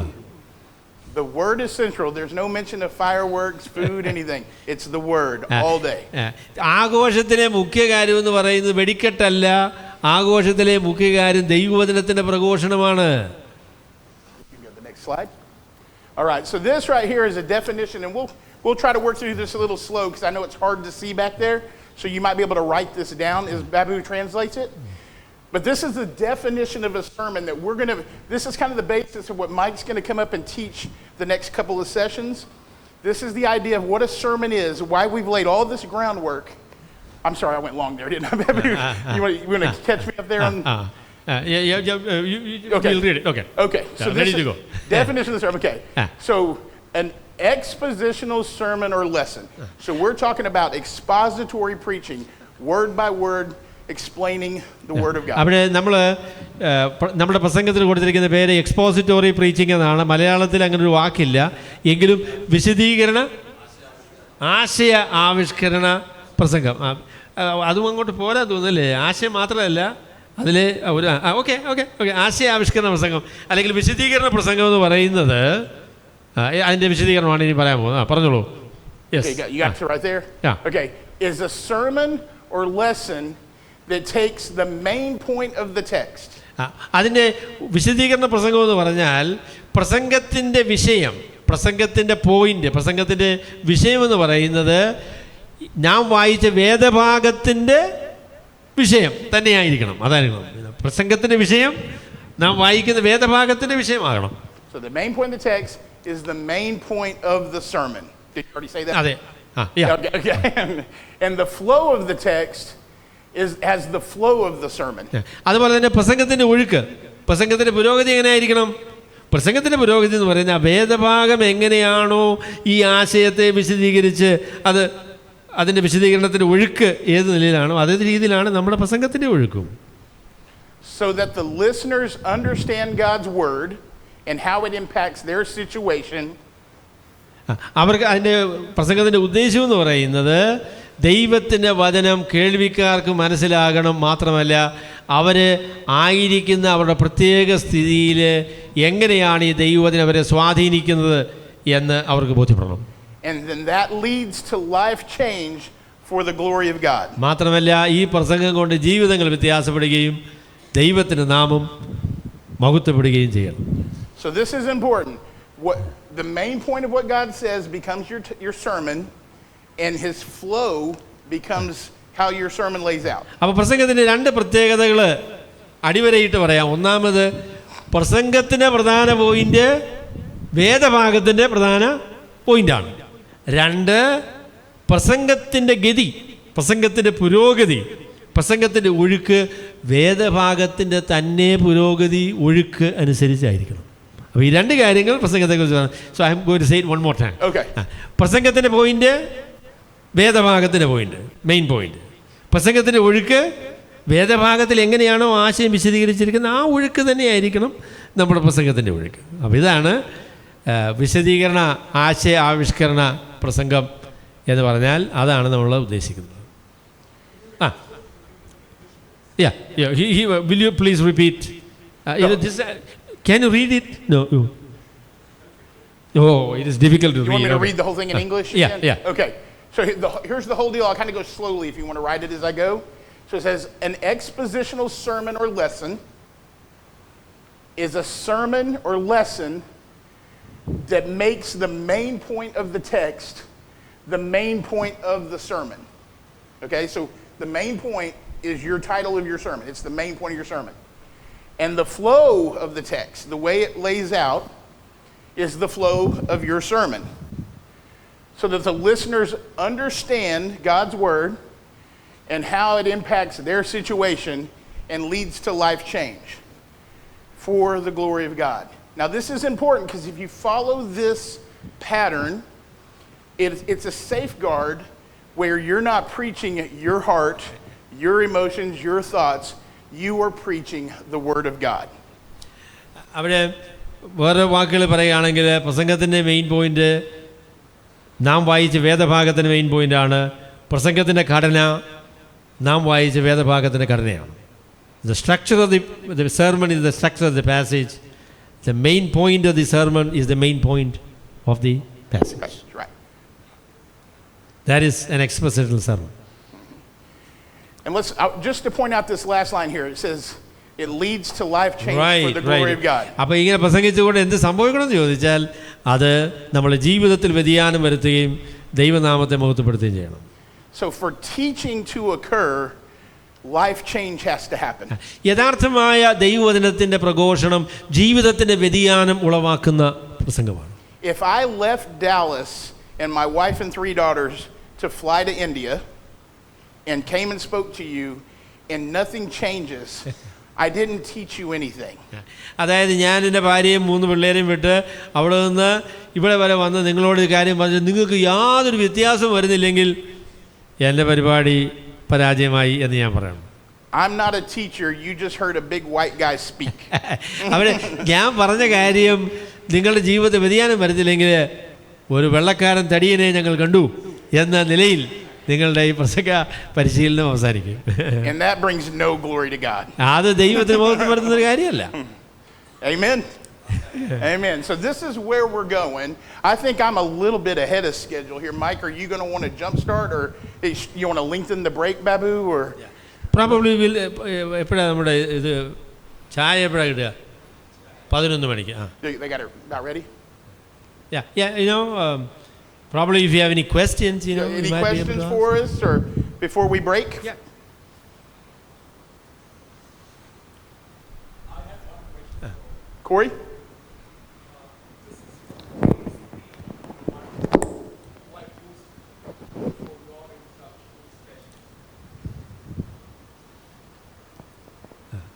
What is the question? The question is, the verse talks about the responsibility that you have as teachers. Right. So, and we're supposed to be a lot more careful. So, does that talk about being careful about handling the text, or is it my life that it talks about? Am I also expected to kind of live a life that matches? Because at least when I look at myself, it doesn't never match to God's expectation. And so there's always that guilt. But does that verse talk about that, or it doesn't talk about being responsible of the text? Yes. It's being responsible. I think Yeah, both. both. But again, he continues to talk about the tongue. Yes. So it is the speech. Well, and all of James' theme is your life. Yeah. Yeah. So there is a special emphasis definitely about what you say. Yeah. Because he continues to talk about the tongue. Yeah, in the immediate context. Right. Yes, right. I think it's the tongue. But life is very important, for sure. Yeah, but all through James, he talks about. Elsewhere, life is important in that verse that I'm speaking of, but other verses like Paul talking to Timothy, where he's going to put down, you can review, set an example. Right. There would be other verses that talk about the moral life of the Yeah. So the Bible makes a balance